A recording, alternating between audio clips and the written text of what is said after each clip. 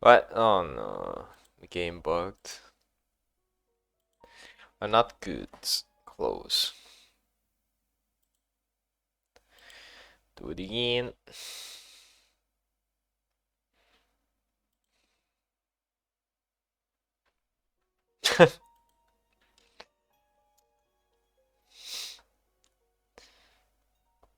Isaac and his mother lived alone in a...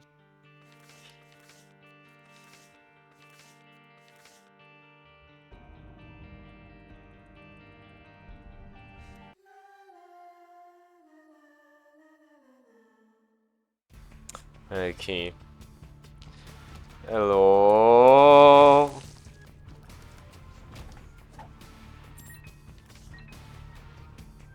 Hey, pudding. Hello, Isaac. Me. It's a you. Damn, you're ugly. Oh.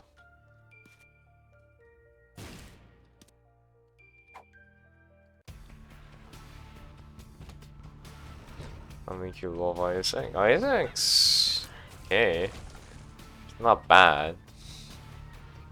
It's a long run though. I played Isaac younger when I was younger a lot. Ooh. Lots of content, good. Lots of content. I have 45 achievements, 45% achievements. Really activated. Oh.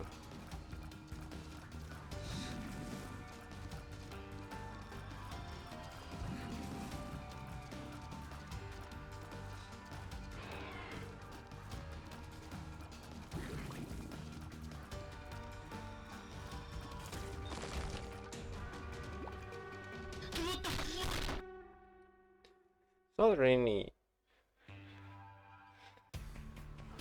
It's like, I don't know.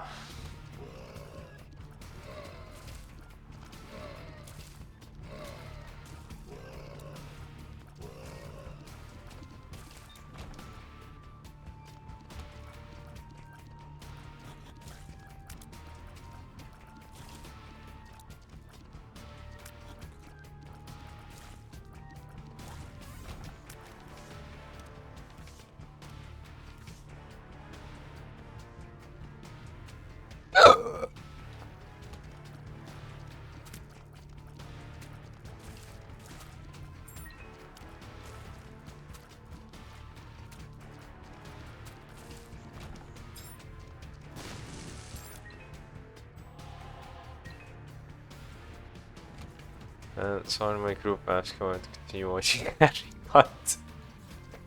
How many movies are there? I feel bad for saying no, but I'm tired. Nah, don't feel bad. Unless you just said no. You should have said no, sorry, I'm too tired today. We're at the 5th right now. Oh, Jesus Christ. How many more are there?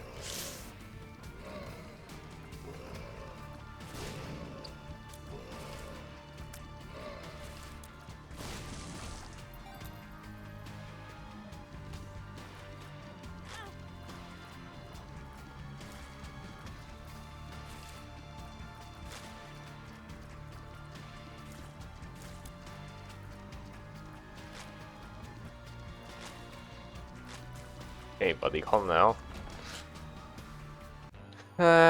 Said maybe not today. Bro, what kind of answer is that?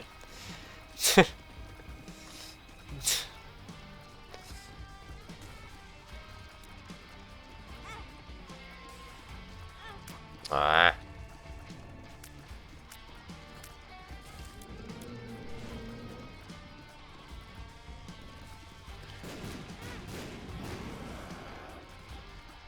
I was panicking, man. Miss input. Why you panic? Got like like 10 minutes to answer them. I got a devil deal. I had like 1% chance. Damn.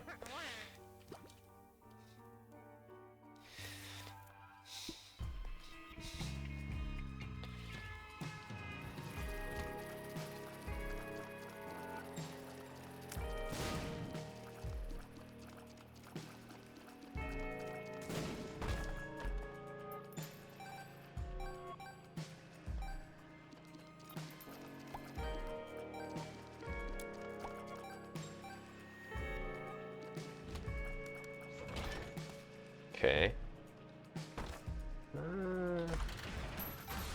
Ooh. Okay, we can go short.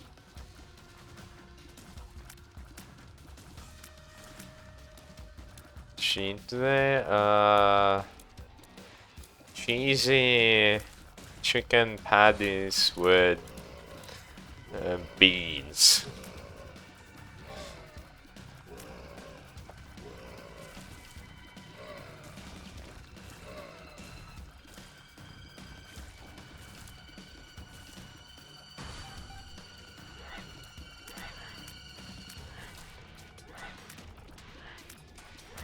The beans in tomato sauce. Whatever that is called again. So hard, lovely. Sharp, lovely. Double bombs, not lovely. They do this every time. Although it's so hard, yeah, I'll take that. It's on a sale. What you got? Bomb and a heart. Alright.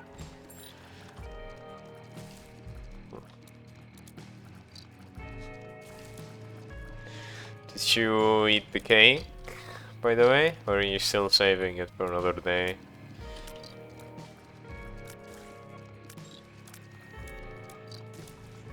You gotta play Isaac because I can't play it. Your cake is gone. That logic. Ah, it depends if I'm in the mood.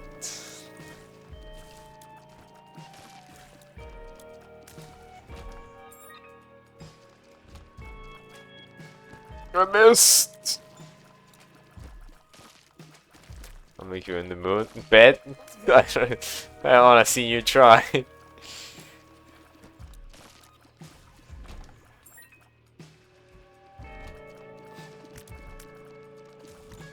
I was thinking also maybe jumping back to Warframe, because I just remembered Socko finished building. So I might check out that.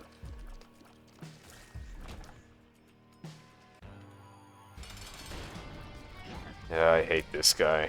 Fucking immune to damage phase, man. What? Fucking annoying.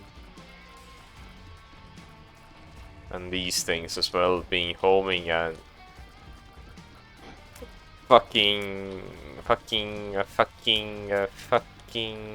ah!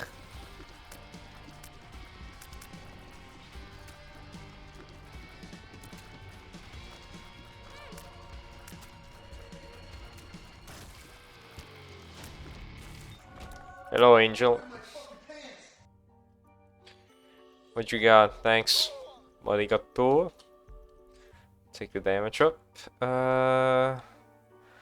Fucking will get me in the mood. I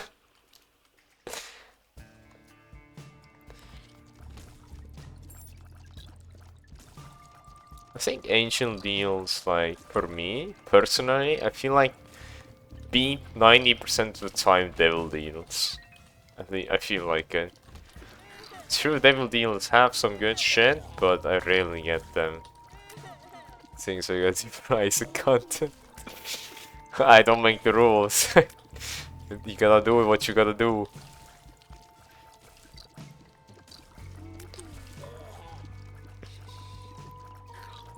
Get damage up after this room clear. Or temporary damage up. And other stuff. Oh, range. I mean, block out. 3 shots. Eh?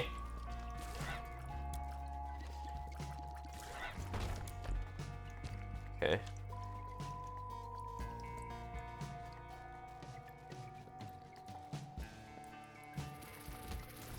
Yeah, I hate these flies. Why won't you die out stinking? What I do, man? Did nothing.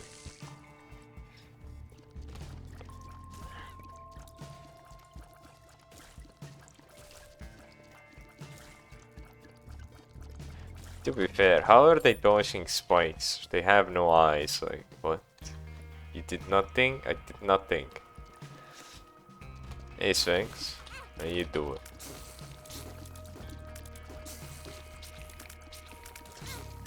Panic! Panic, panic, panic. Dodge with feel. That's not possible. That reminded me, wasn't there a class in Diablo 2 who could dodge shit? Was it the fucking Amazon or something like that? Also bought a bag of chips, trying to save it. Drooling, dying. Assassin, I think. Assassin had dodge? I didn't see any dodge passives on her.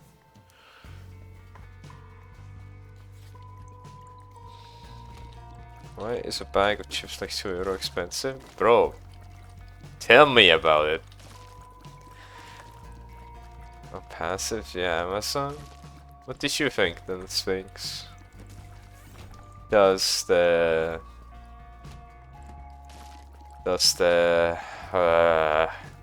assassin have an active dodge thing? Okay.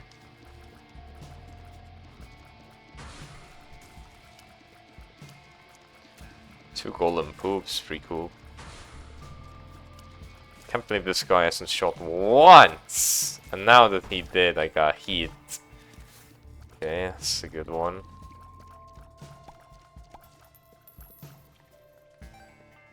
I'll say good. What? This is a first.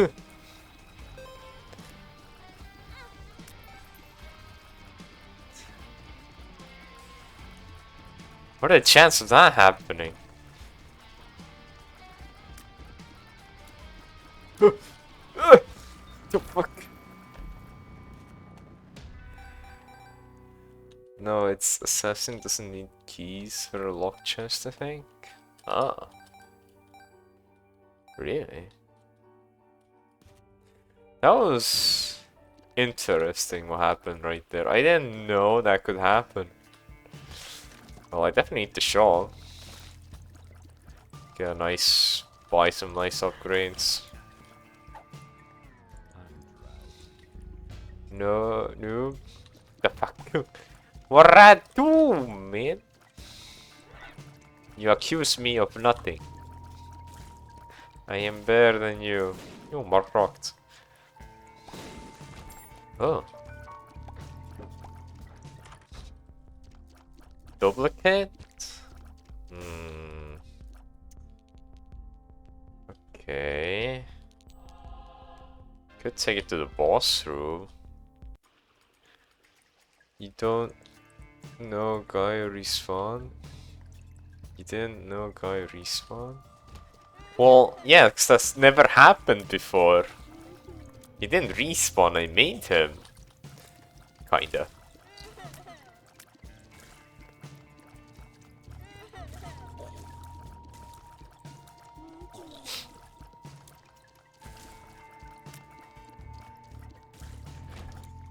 I have more hours than Isaac. Okay.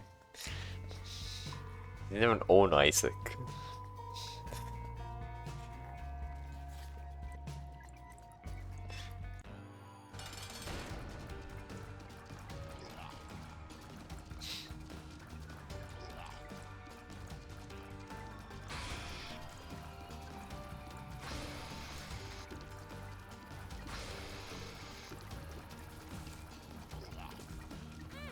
Look! Hook! Drink or perish, Hook! coward! Man, why now?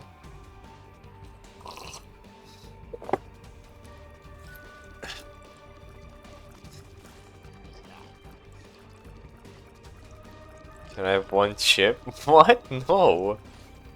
If you go for one chip, you want the rest.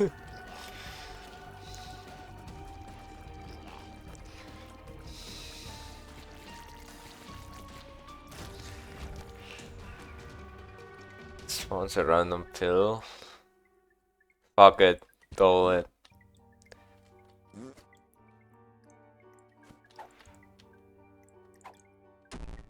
Health. Are you fucking... Okay. Then what the hell down?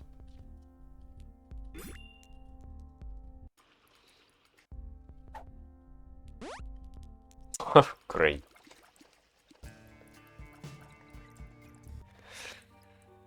Hey, this is torture. Man, just eat the bag. Oh, great. Curse of the Lost.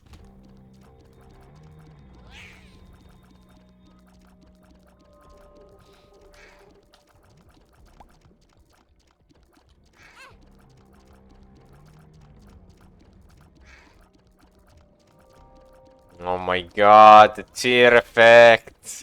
Can it end? Oh, for fuck's sake. There we go. Of course it ends now.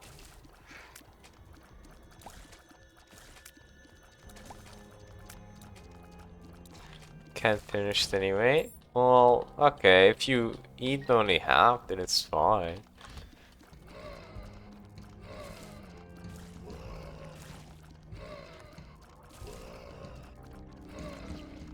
Started a sorcerer, I don't know what to do class I wanna play. You know, I saw something on Necromancer and I was like, maybe, maybe not. Necromancer had an ability to shoot teeth. I was like, maybe I could do a build around that. A big bang is at least a couple days for me. Damn. Sork is too speedy. Too speedy? Go slow then. Play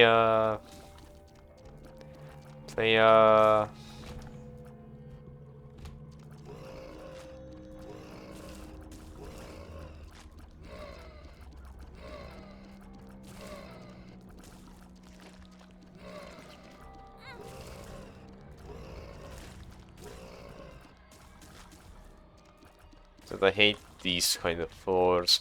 Spiders blend in with the floors so well. Don't know where to go.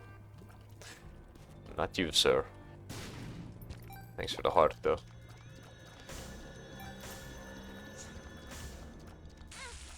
Okay, I'm too fast. I'm gonna die.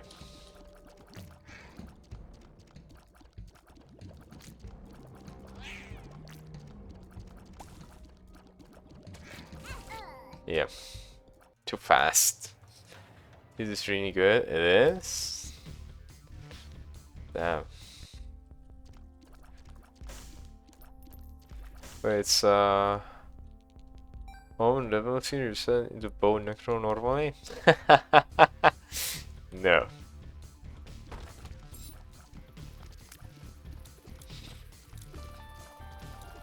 But this challenge, the purest.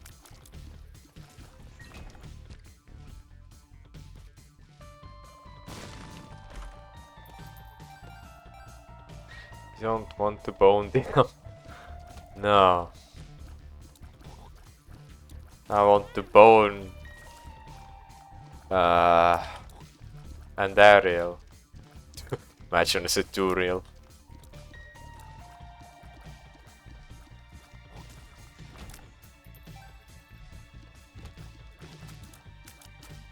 Bone Sphere him in dumb face. Nah, Bone Sphere.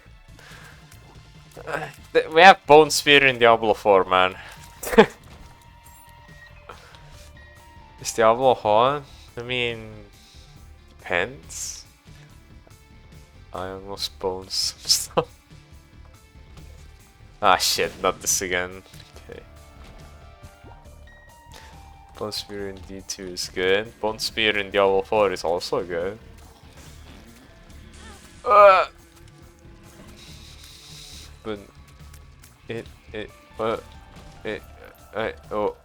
but in on the what? Right. They have Bone Spirit. There is Bone Spirit in Diablo 4.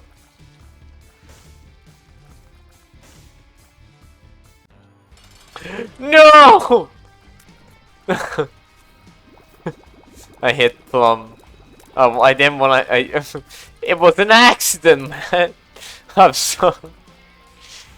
I didn't realize. I just started shooting.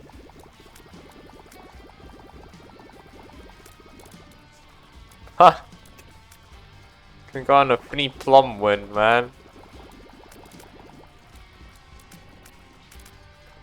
for plump and all because I got a happy trinket. I did Sork for the temper. Sork? I've seen videos on YouTube. The Sork is okay. You wanna kill me, Plum? Don't wanna live.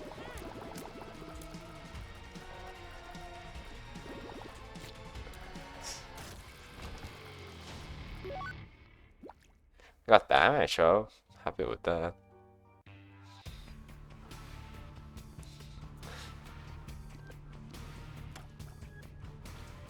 Okay. Okay, this needs timing, huh? Ow. No timing.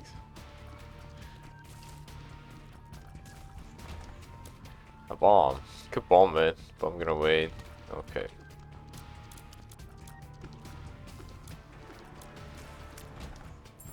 Key. Where should we shop? Forgot about that. Me whenever I enter a door forgets what was in the last room.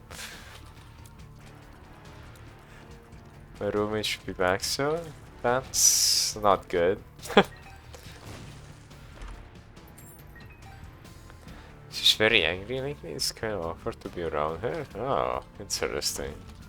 That's not good. Oh my god. Wonder why. Why she's angry.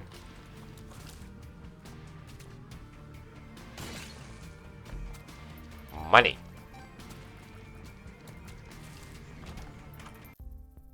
We got more options.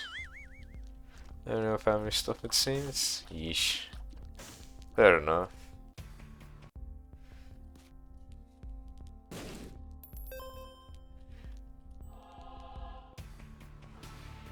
I should take a devil deal when we get. She's like considering crawling to herself or having angry phone calls. Okay, yeah. Yeah. Like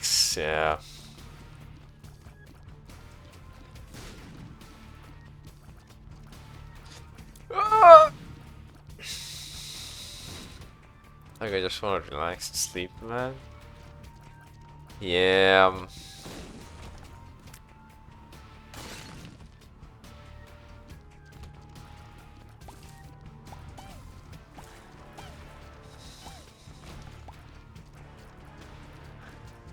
That sucks. There's nothing you can really do.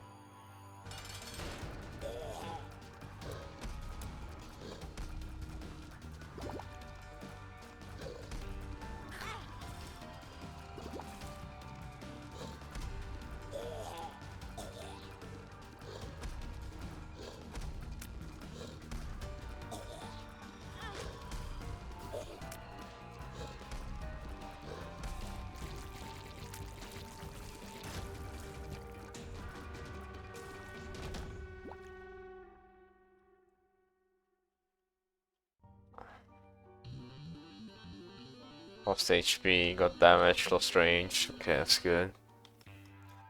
I don't know why it's also a bit scary. Well, of course. I like being around angry people. Yeah. I understand. Welcome back. I won't wanna be either. Although angry people just tire you out more.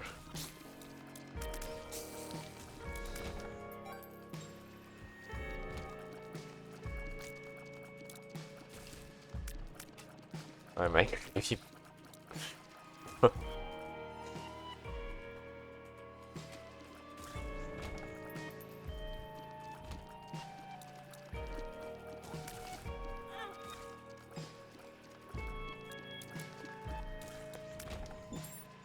Greenery. This is what I looking like in real life. Dude. Ah, fuck. I should have done that. I forgot. Fucking winter is here now. There's snow all over the place. It does look great. Wait. Hands where I can see them.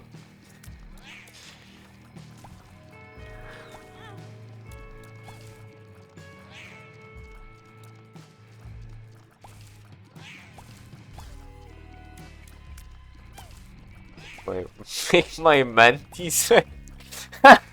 Mantis. Mistakes.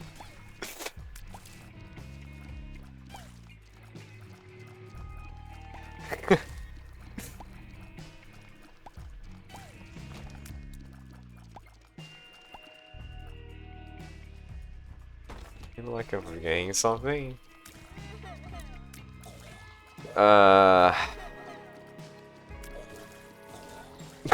Spicy pictures.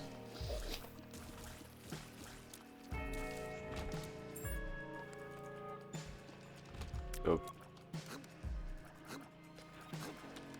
Here I not sick pics, damn it. Boo!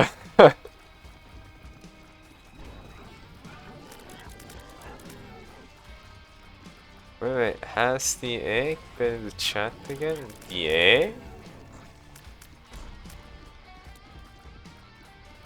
What do you mean egg?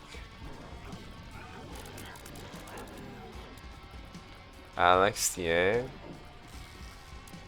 No. Oh! No. I haven't seen them.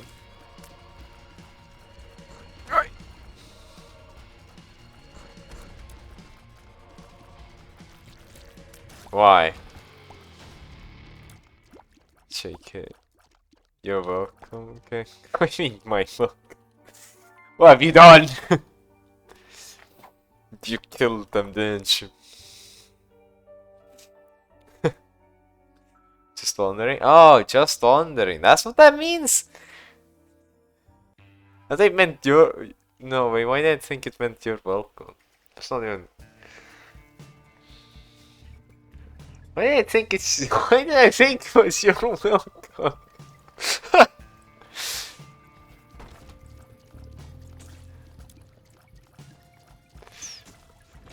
I think that's what it means. I think so. I don't know. Fuck, it makes sense, man, if you type it out like that.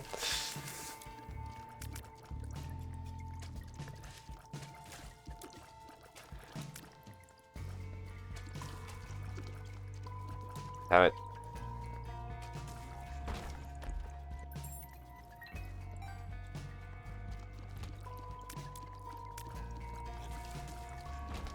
I say some wild shit here, though.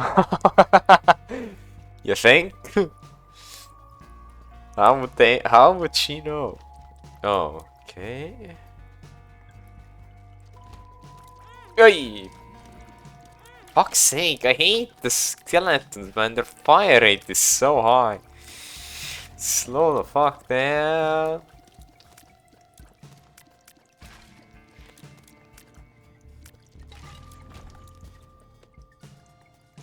All in good fun, yeah. She's watching them all.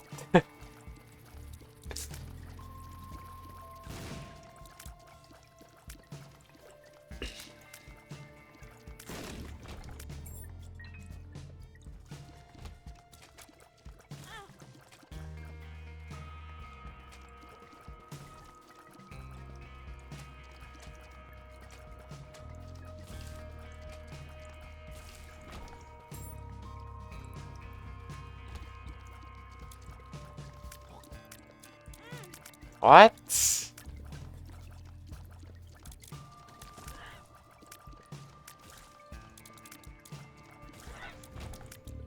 I'm gonna die. What's the point of a shop if you have no money? I'm gonna die, man. Man, I'm gonna die because I didn't get fucking plum. Gonna tell her to join and spam 2 requests. Bet?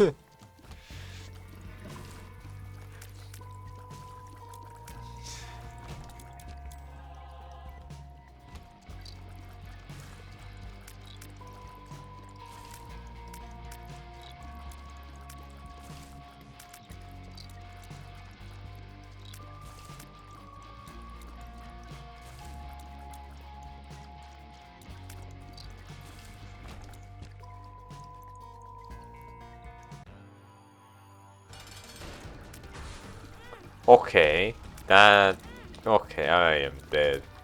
What the hell?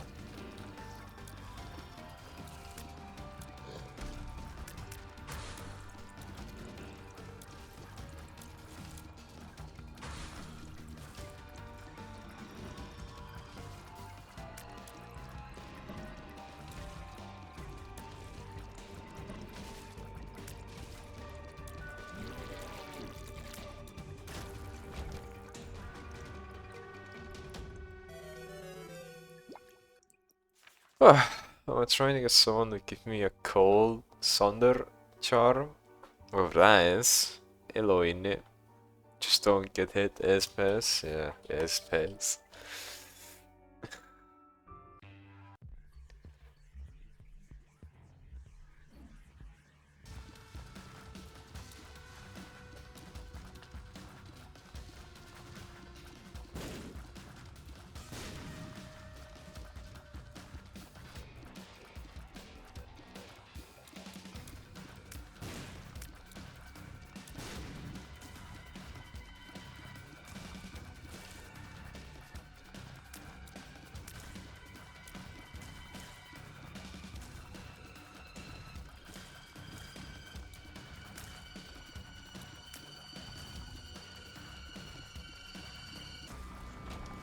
Wow.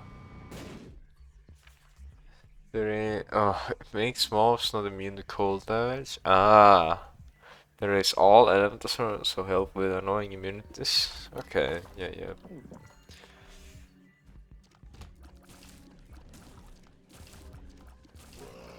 This is one interesting room layout.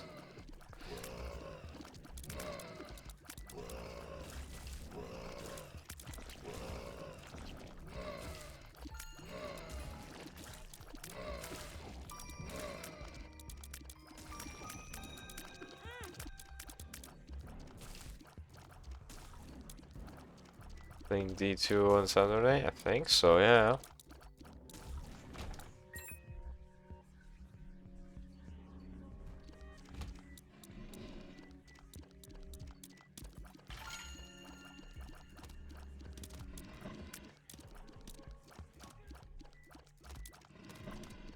Might join you. Far out.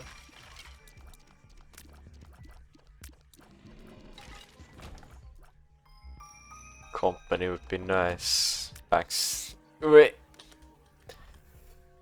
Shush. Where are you? I don't know. I think around 15 to 20, something like that. Don't really remember.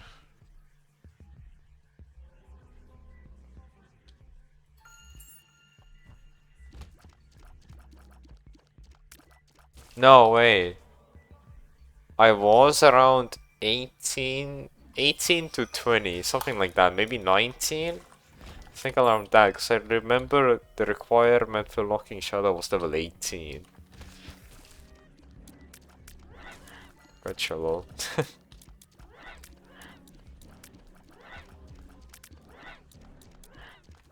Getcha, getcha.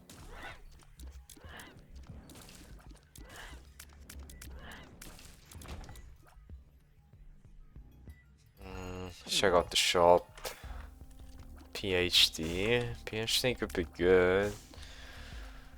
What's this? 2 of hearts, slave.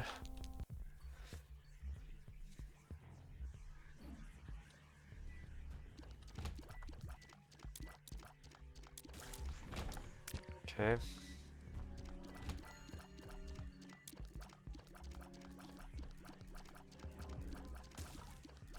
Oh no.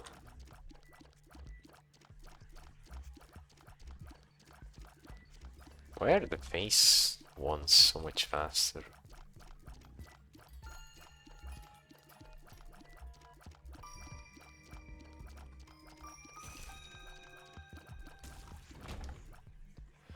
That took a while.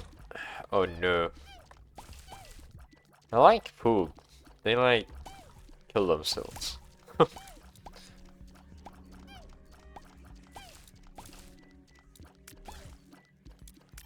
You like poop? Yes. Poop on me.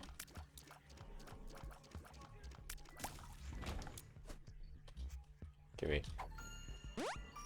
48 hours. That was useless. No, man. I can't have a scat. scat. Scat party.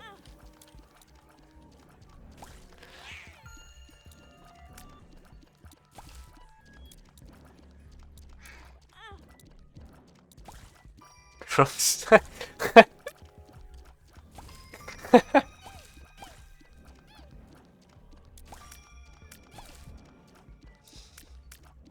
Careful what you say. Why?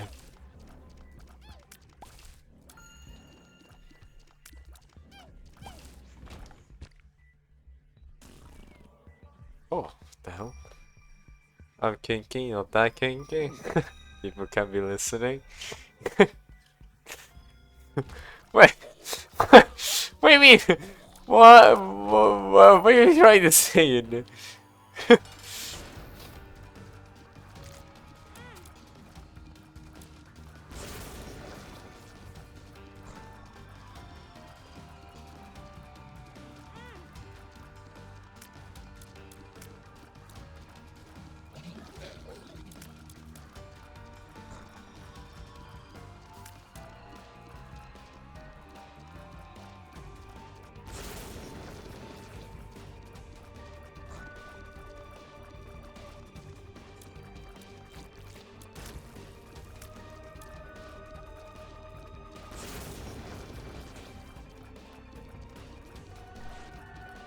Huh?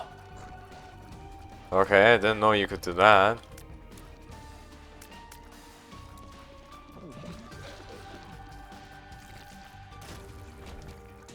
Damage or spawn. What did spawn do again?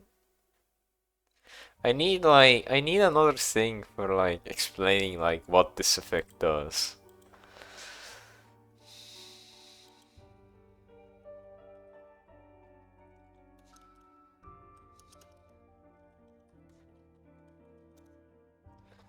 There is the buff Berserker gain +2 damage, speed, and spawns around a pillow on the floor. +2 damage? Hell, give me that. Hell yeah. Speed down. I'll take that. That was better than the other option.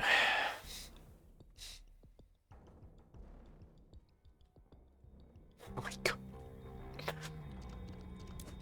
Oh.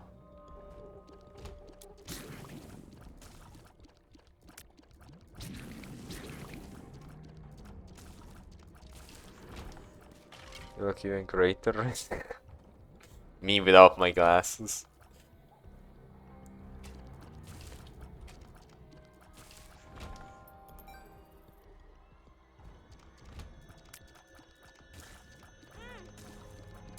God, I hate when they make these kinds of floors and shit. Why do you add like this kind of enemy to a floor that's like fucking perfect for them? Speed up. Okay. What's going on? Okay.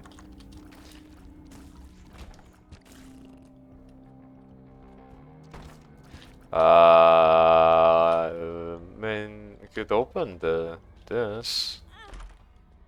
Nope. Yeah, that's not good.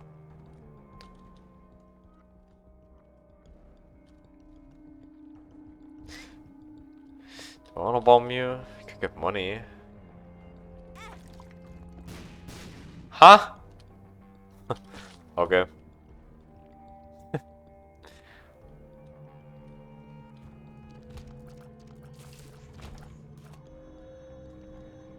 Unlucky. I mean, I won't say unlucky. I could generate money now.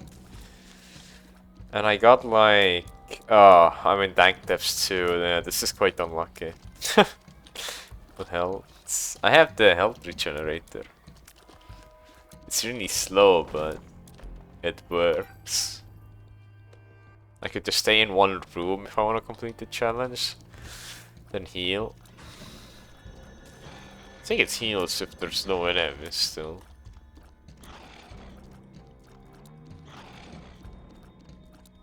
They get shit, hold on. Okay.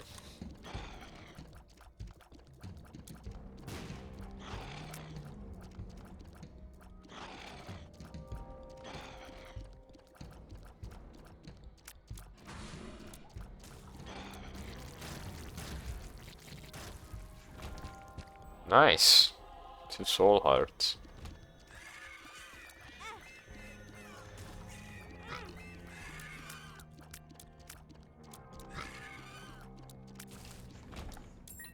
You know what's kind of weird? What? What is weird?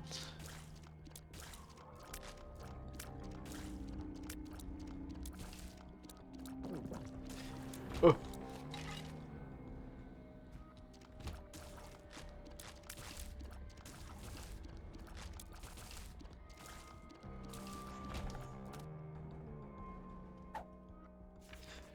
Classes have like a little bit of blue in them, even though I'm pretty sure every class has a little bit of purple. Huh. Interesting. Using knowledge. Or sign? Maybe it was the lightning in the store, maybe? I don't know.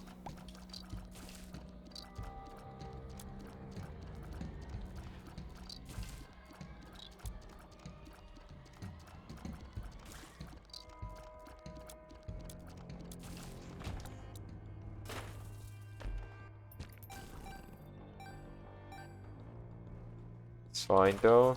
Just interesting. Yeah.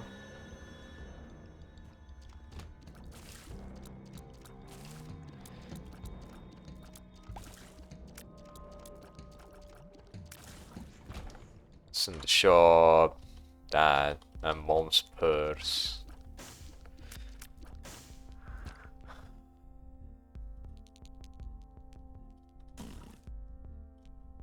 Nothing good.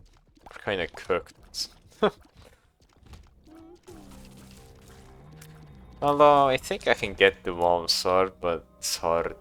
Hard. Normal? Okay.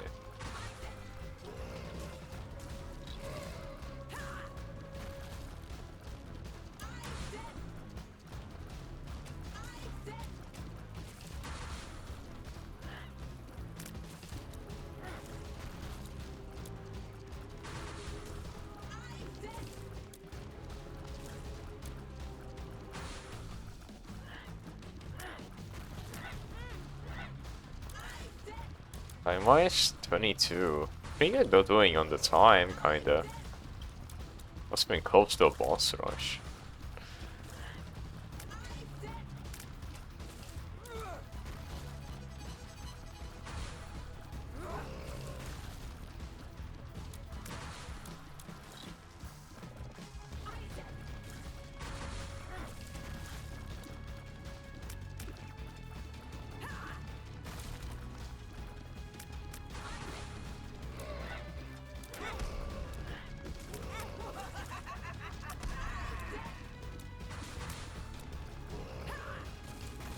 What?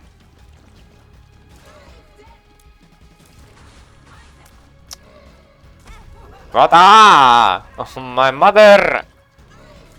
You piss me off.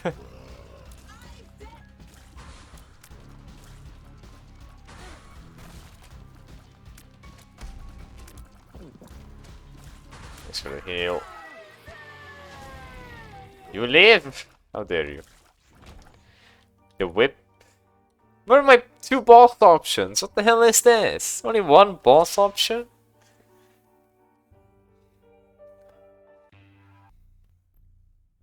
I am one-shotable. Awesome. And this is the wrong room. I walked into that. Well. Man. Jesus.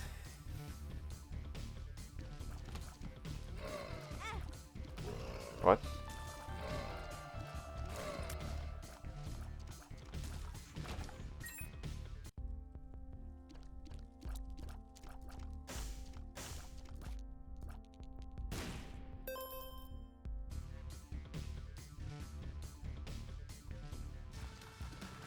Right, hello.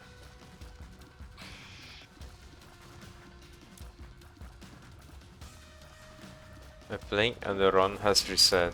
It'd been like that though. No. I had like 1 HP, I couldn't survive. Yeah.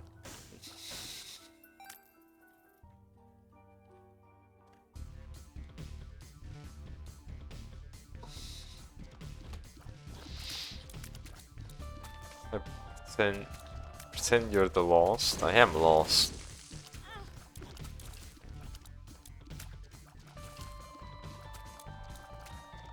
I don't even have the lost unlocked yet.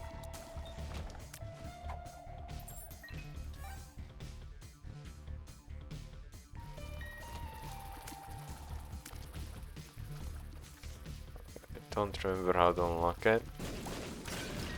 Lock in. Hell, neither do I. I'll probably get there one day.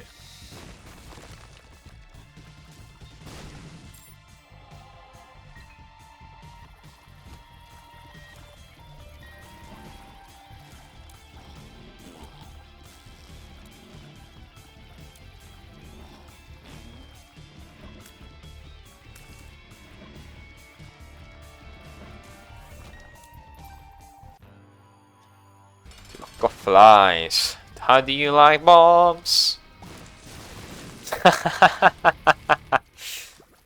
Destroyed. Jesus, choose.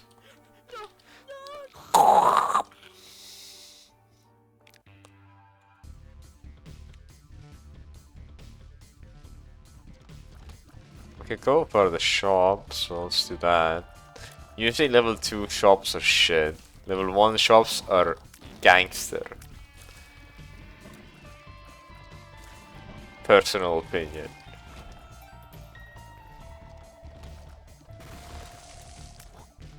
Level 1 shop always have like big ass upgrades, huge ass, good ass upgrades.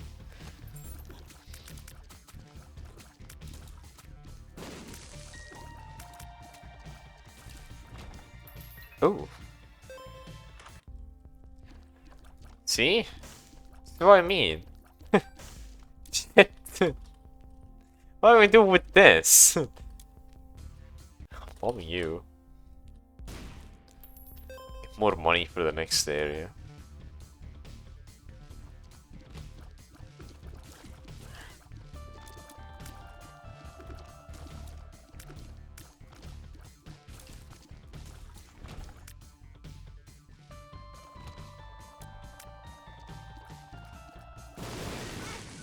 I fucked up! Annoying. No. I'm googling this. Buying of Isaac. What's the point of corpse heart?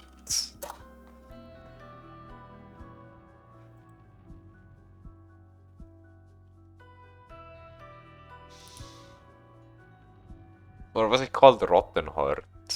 I think it was called the Rotten Heart.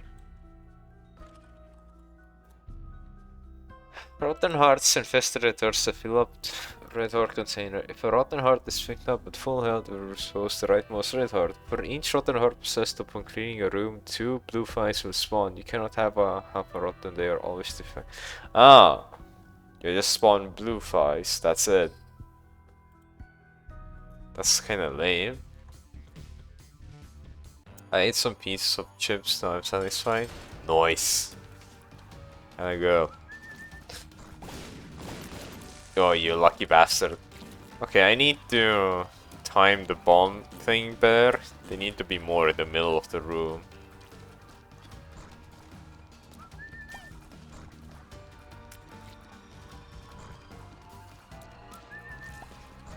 What flavor chips do you have? I never asked that.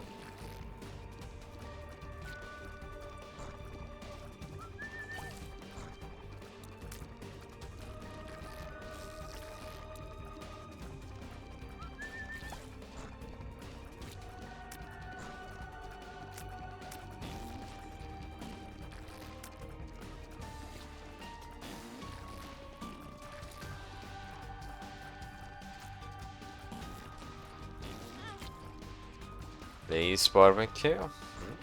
Good choice.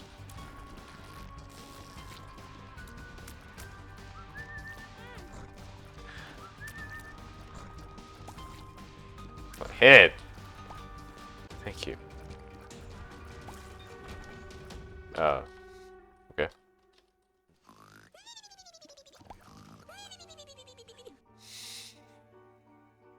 I know Lay's expensive, but it's only putting flavor, so Lay's not expensive. Every chip bag is around the same price.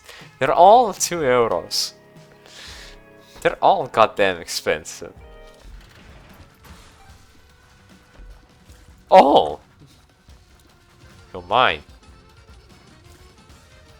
I usually just buy store brand cheapest. Store brand chips, I don't think I've had them yet. I think I've had one store brand chip. They're so fucking bland, man. I'd rather buy the expensive ones.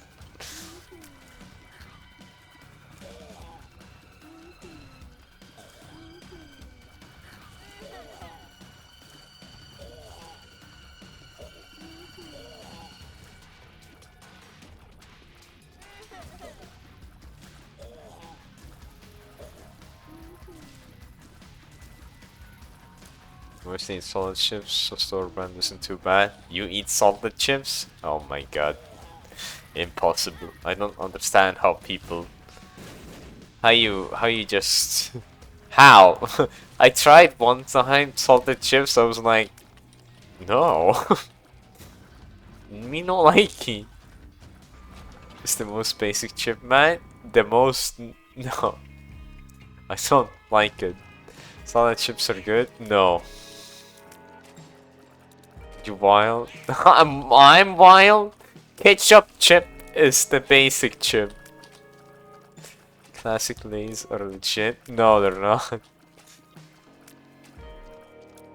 They need more than salt, man. Ketchup is junky, tastes like ketchup? That's the point!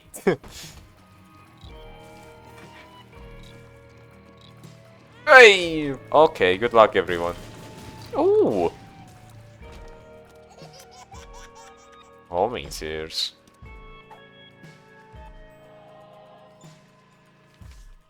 Ketchup is gross. What do you mean? I love ketchup.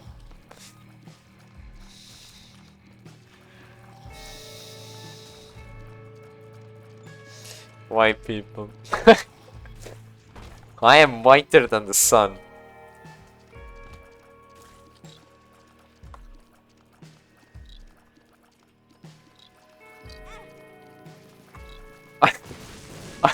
I am so I am so white. Ooh. True. No, it's okay. Like much though.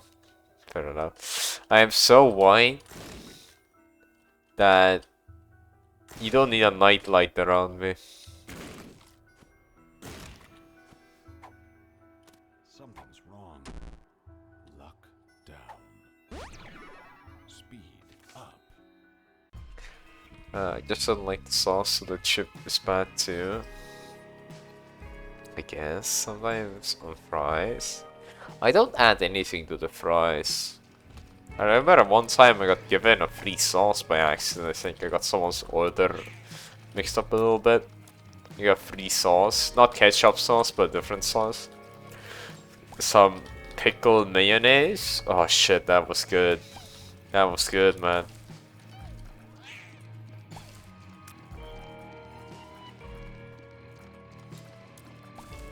It was peak.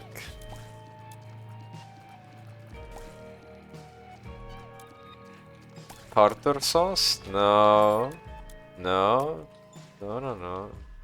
Fries au naturel.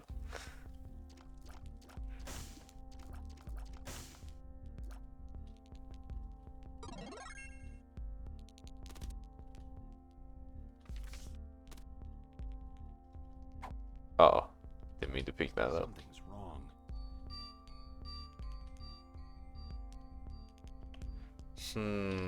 I'll take that. I have a devil chance.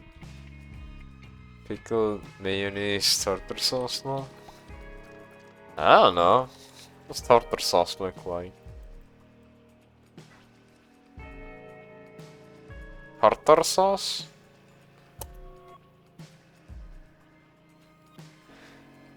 Hold on.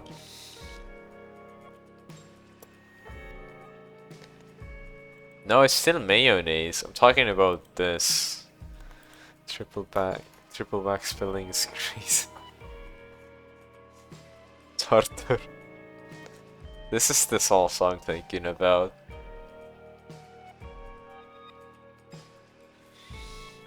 How about Tayor.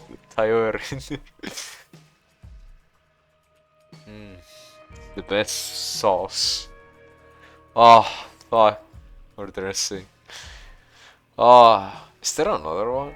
Garlic mayonnaise. Oh! Cucumber does not equal pickles.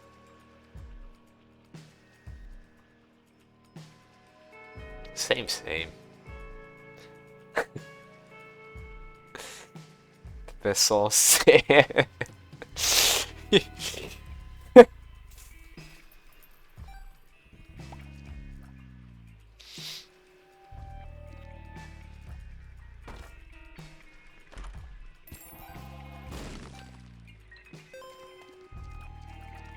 Remoulade? Remoulade? It's remoulade.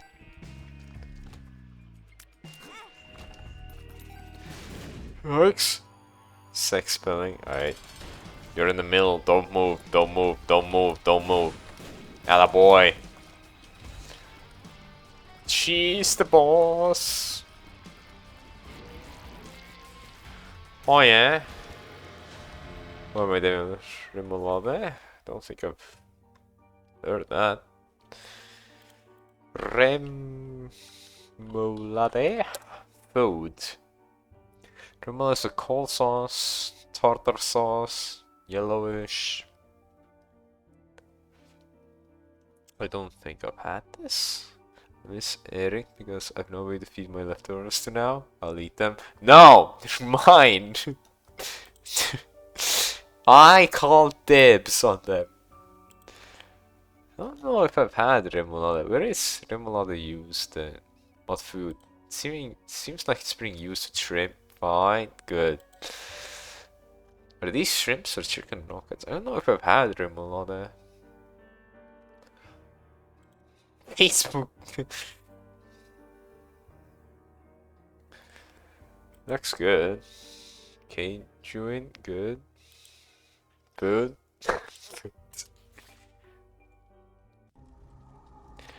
Oh wow. I just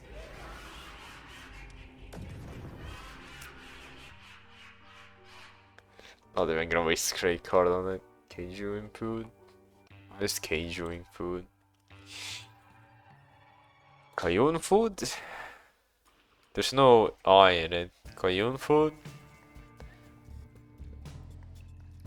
Creole? Creole? The hell is this? Seafood. Oh, it's seafood.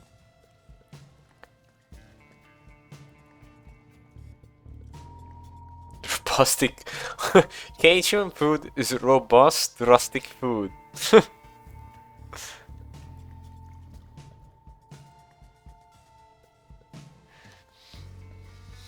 Oh, with seafood. Okay. Creole? Creole seasoning.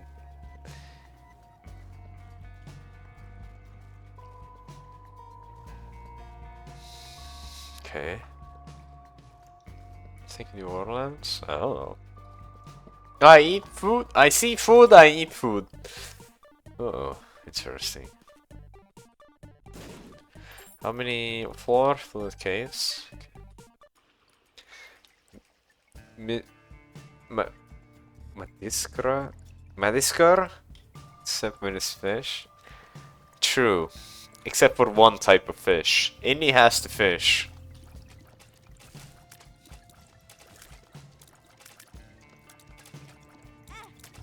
Mardi Gras. Oh god. so much damage. You eat my fish? No, no, you eat my fish, Sydney. Wait, wait. Pause. Pause. What do you mean by my fish? Pause. What do you mean by that? Hold on. Let's lock in right now. Do you mean... oh, fuck me.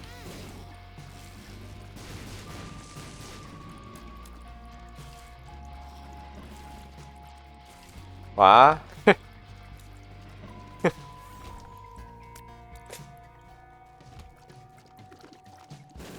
She doesn't even know.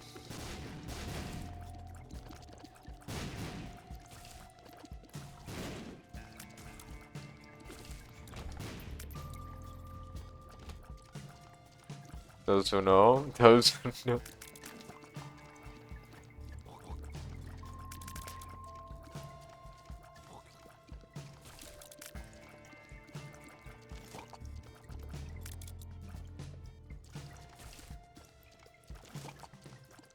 Those who grow, stop. Please. I don't want no more knee surgery memes.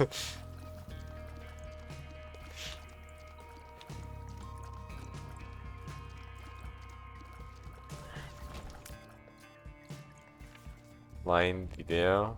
Fine. Hey there, fellow travelers. Mark here with Walter's World, and today we're in New Orleans, Louisiana, here in Jackson Square.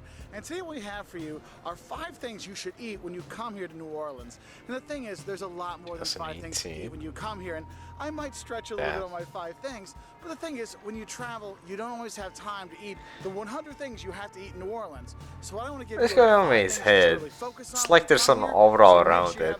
You can enjoy some of the fantastic Okay, food find a and golden drinking that there is here in New Orleans. No, And the first thing you not wanna do is, anytime hey, soon. It's the morning, you want to have something sweet and tasty to start off with. The first thing you have, and the super touristy thing to have, but it's so good you don't care, are beignets. Beignets are basically French donuts. It's a puffed donut, dough thrown in a fryer, fried up, nice and greasy, hot. When it comes out, drenched in powdered sugar.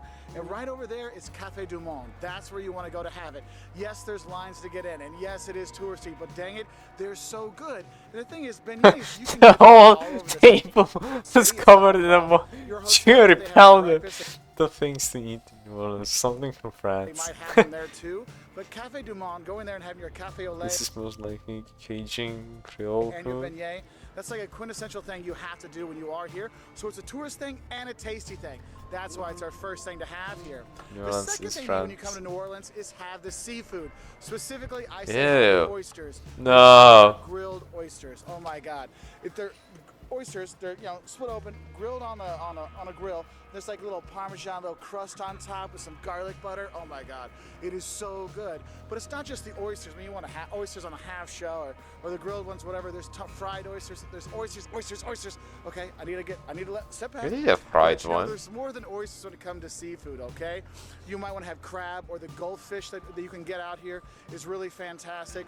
To my The thing is, races. since you have I the Gulf tried right there, the them. river, you have all kinds of catfish, you have all kinds of really good seafood and river food, I guess you'd say, that comes in here and it kind of integrates into a lot of the dishes. And that's why the third thing I want to say to have for you is have a cup before you eat.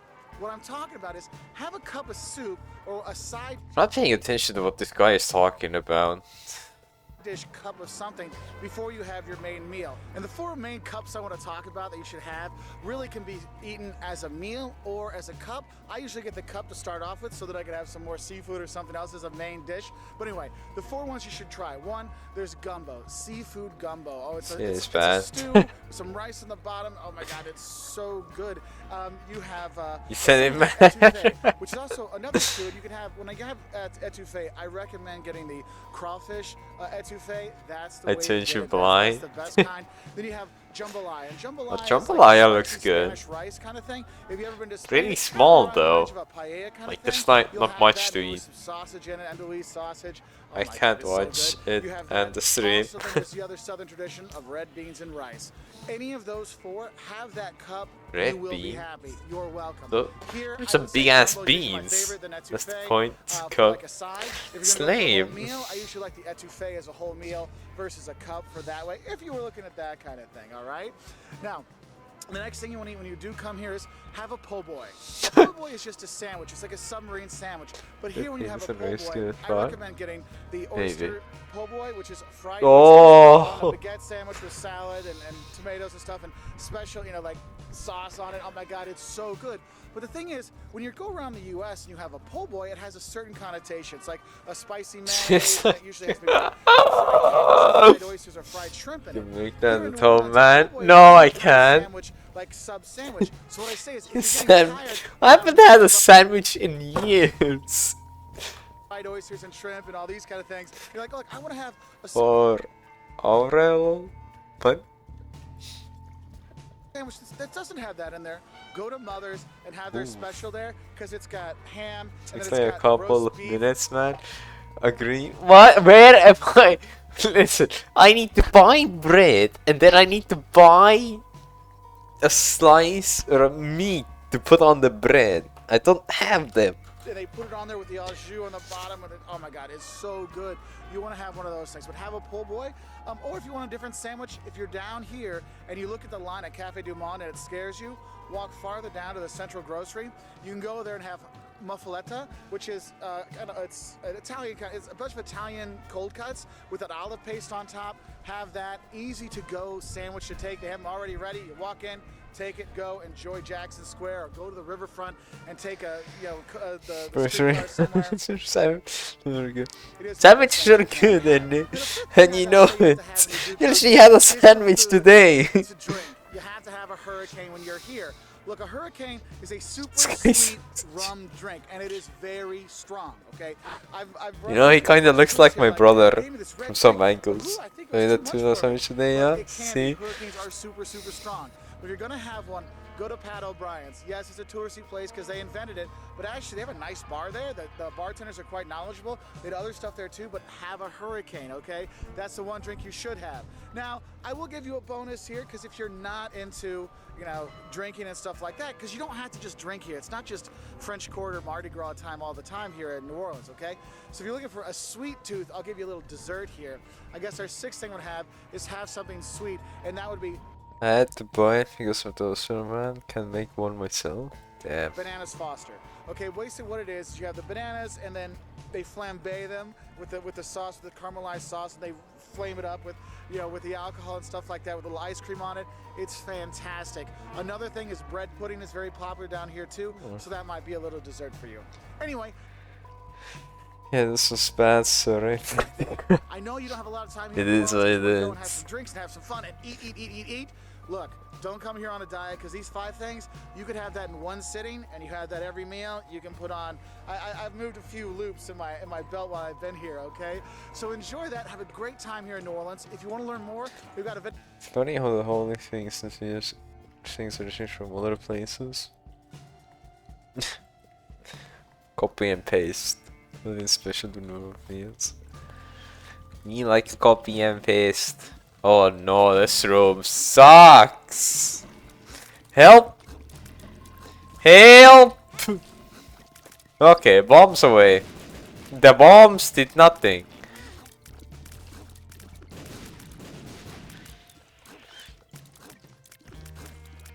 What's America? What's good Estonian food? I don't even like Estonian food.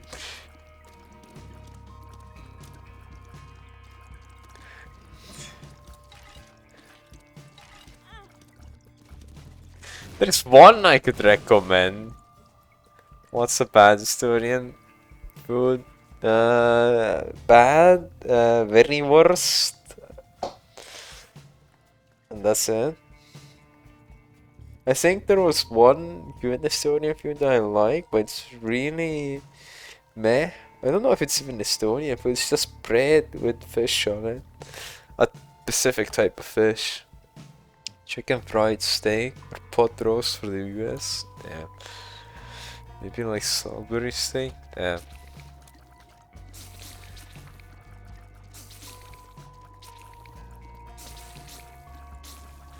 Okay.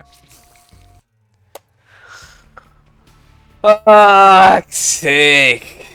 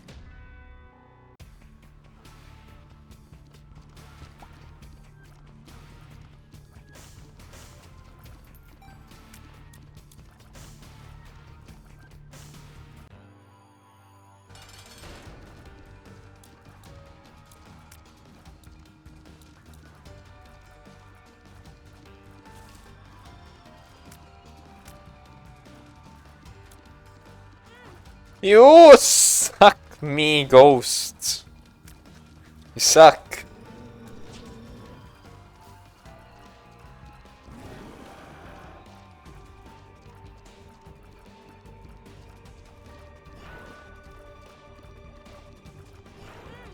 Bro. Bro.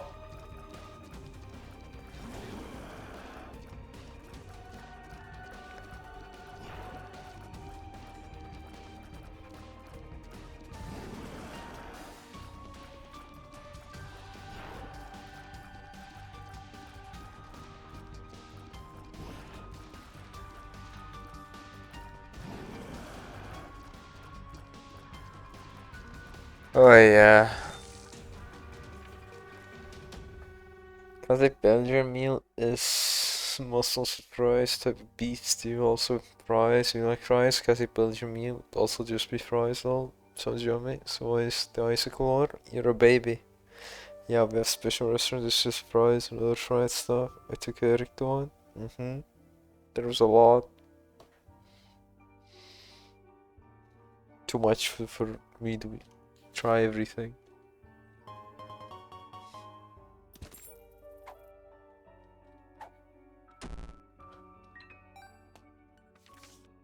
Blood donation machine.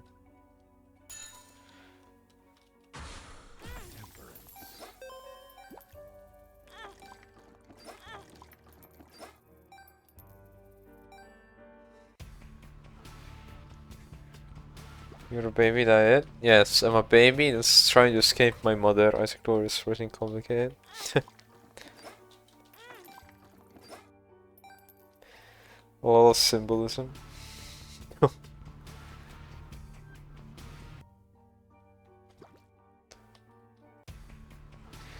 Isaac Lord? Sure, let's have it play. Play? Oh, it got scared. Oh, you removed it! Motherfucker.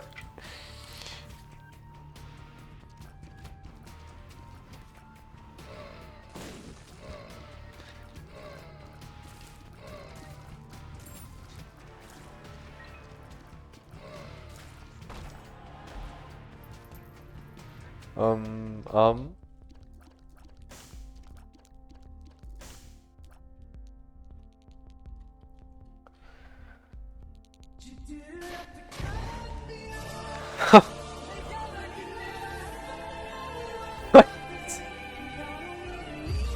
Just a meme. It's just a meme.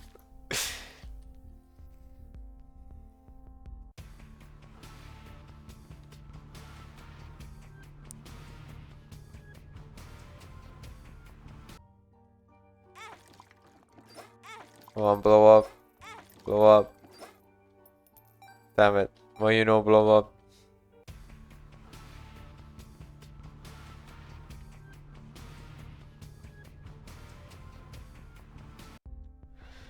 I need you to blow up.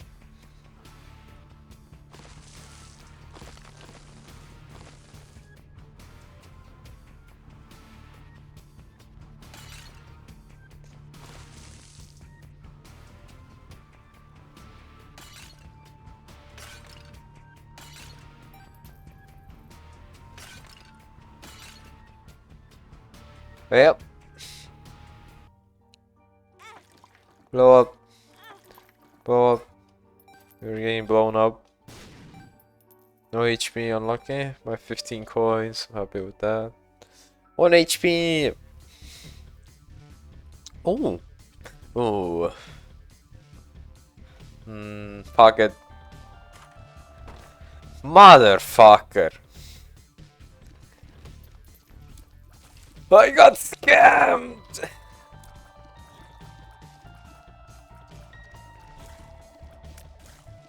I have a feeling that might happen.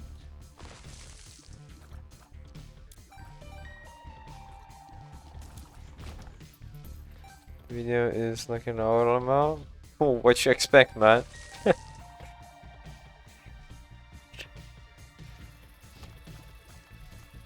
How's it going, guys? My name is Graham and welcome to Two Left Thumbs. This is a video I've wanted to make ever since I started this channel, the ultimate exploration and explanation of the full story and lore of the Binding of Isaac. There isn't With time the limit? Repentance No. DLC out now, we finally have the full story. I was able to assemble something like 95% of it, using details we have from the existing games, Bumbo, even the card game. But I never put the video together because we were missing a few crucial details that really tie it all together. Specifically the catalyst for one particular event, and seemingly the fate of one character. Now, through it all, I'm confident that this is the full story. We need to do a bit of work leading into that. The series and story has been building up for many years, so I'm sure you'll forgive that I need to spend a minute laying the groundwork. At this point, the whole saga has spanned a decade.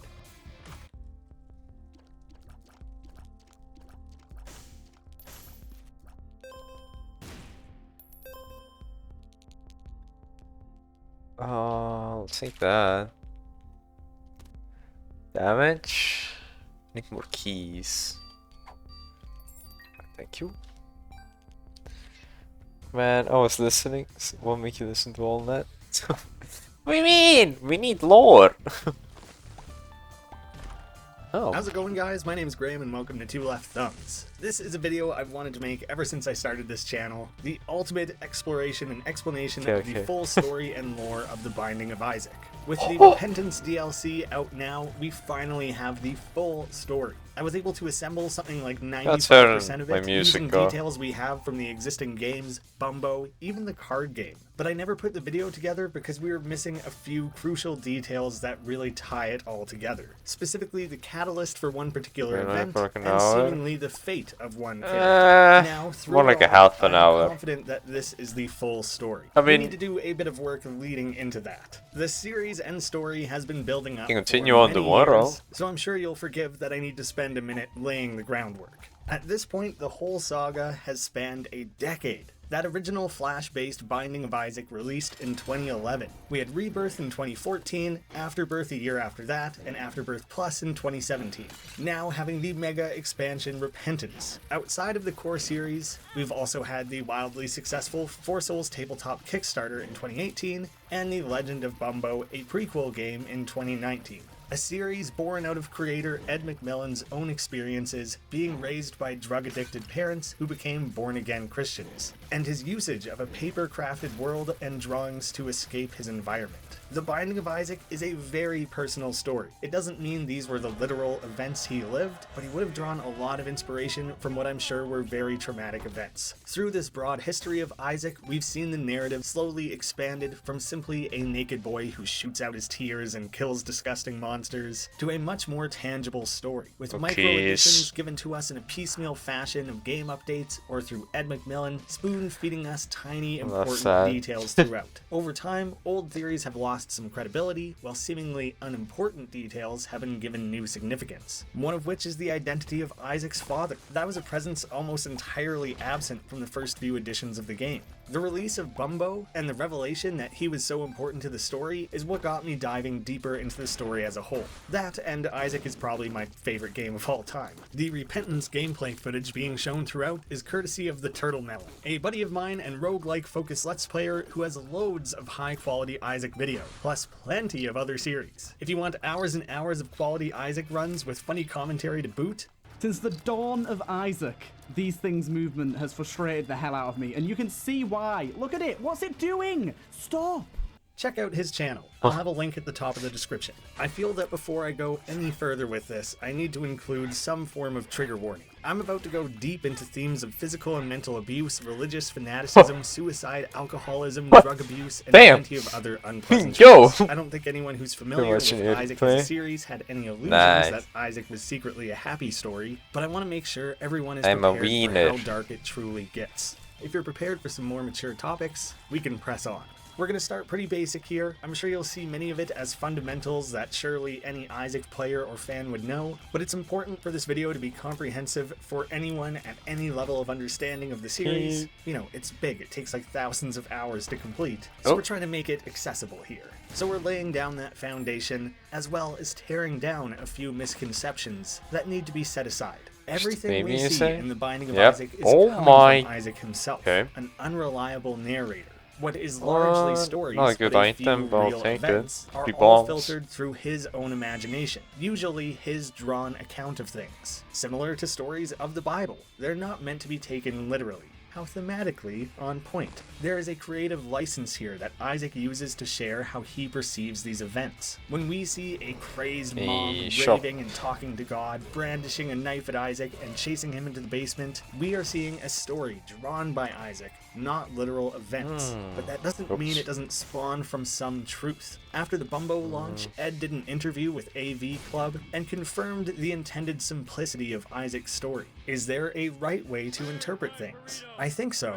I see people sometimes get stuck on the unexplored areas of Isaac. I think Isaac's story is pretty straightforward. A kid feels like an outcast due to what happened, which I explore more in Bumbo, what happened in his life, as well as his mother becoming a religious zealot who is constantly telling him that he's bad because of X, Y, and Z, and that he's evil, etc., etc. And then Isaac essentially gives up. He recedes into his imagination and suffocates in a box, and then his mom finds him. That's the Isaac story. I always thought it was pretty straightforward. I guess it wasn't. That gives us a fully confirmed start and end, but we don't know what that catalyst is, that particular event. There's a lot still left unsaid there, but at the behest of the creator themselves, I will try not to extrapolate anything beyond what feels like the simplest explanation. Isaac's mom lived a devoutly religious life, and showered his impressionable mind with negative thoughts of Max sin, HP. hell, and damnation. Isaac internalized Eden's this soul. oppressive influence and bears those sins as his personal failures. In a panic of misplaced fear and Bonus loneliness, to randomize Isaac winning the retreats to current receive room's safety item of pool, his stock toy no chest. charges. When those pressures become too great, and his imagination is no longer a life raft, only to suffocate and meet his end. A quick plug for all you fellow lovers of roguelikes. What do you With charge? the help of 2 Left Thumbs as a publisher, the Milk Bar lads are taking their free online What game charge Devastate, this? dramatically expanding everything about it, and we're gearing up for a Probably Steam batteries, release later this year. Heavily room inspired by clears. both roguelike and horror games, but with a really unique style and a few new twists to shake things up. The best thing you can do to support that currently is to give it a wishlist over on Steam. That would be very much appreciated. I know you guys will love it. Who am I?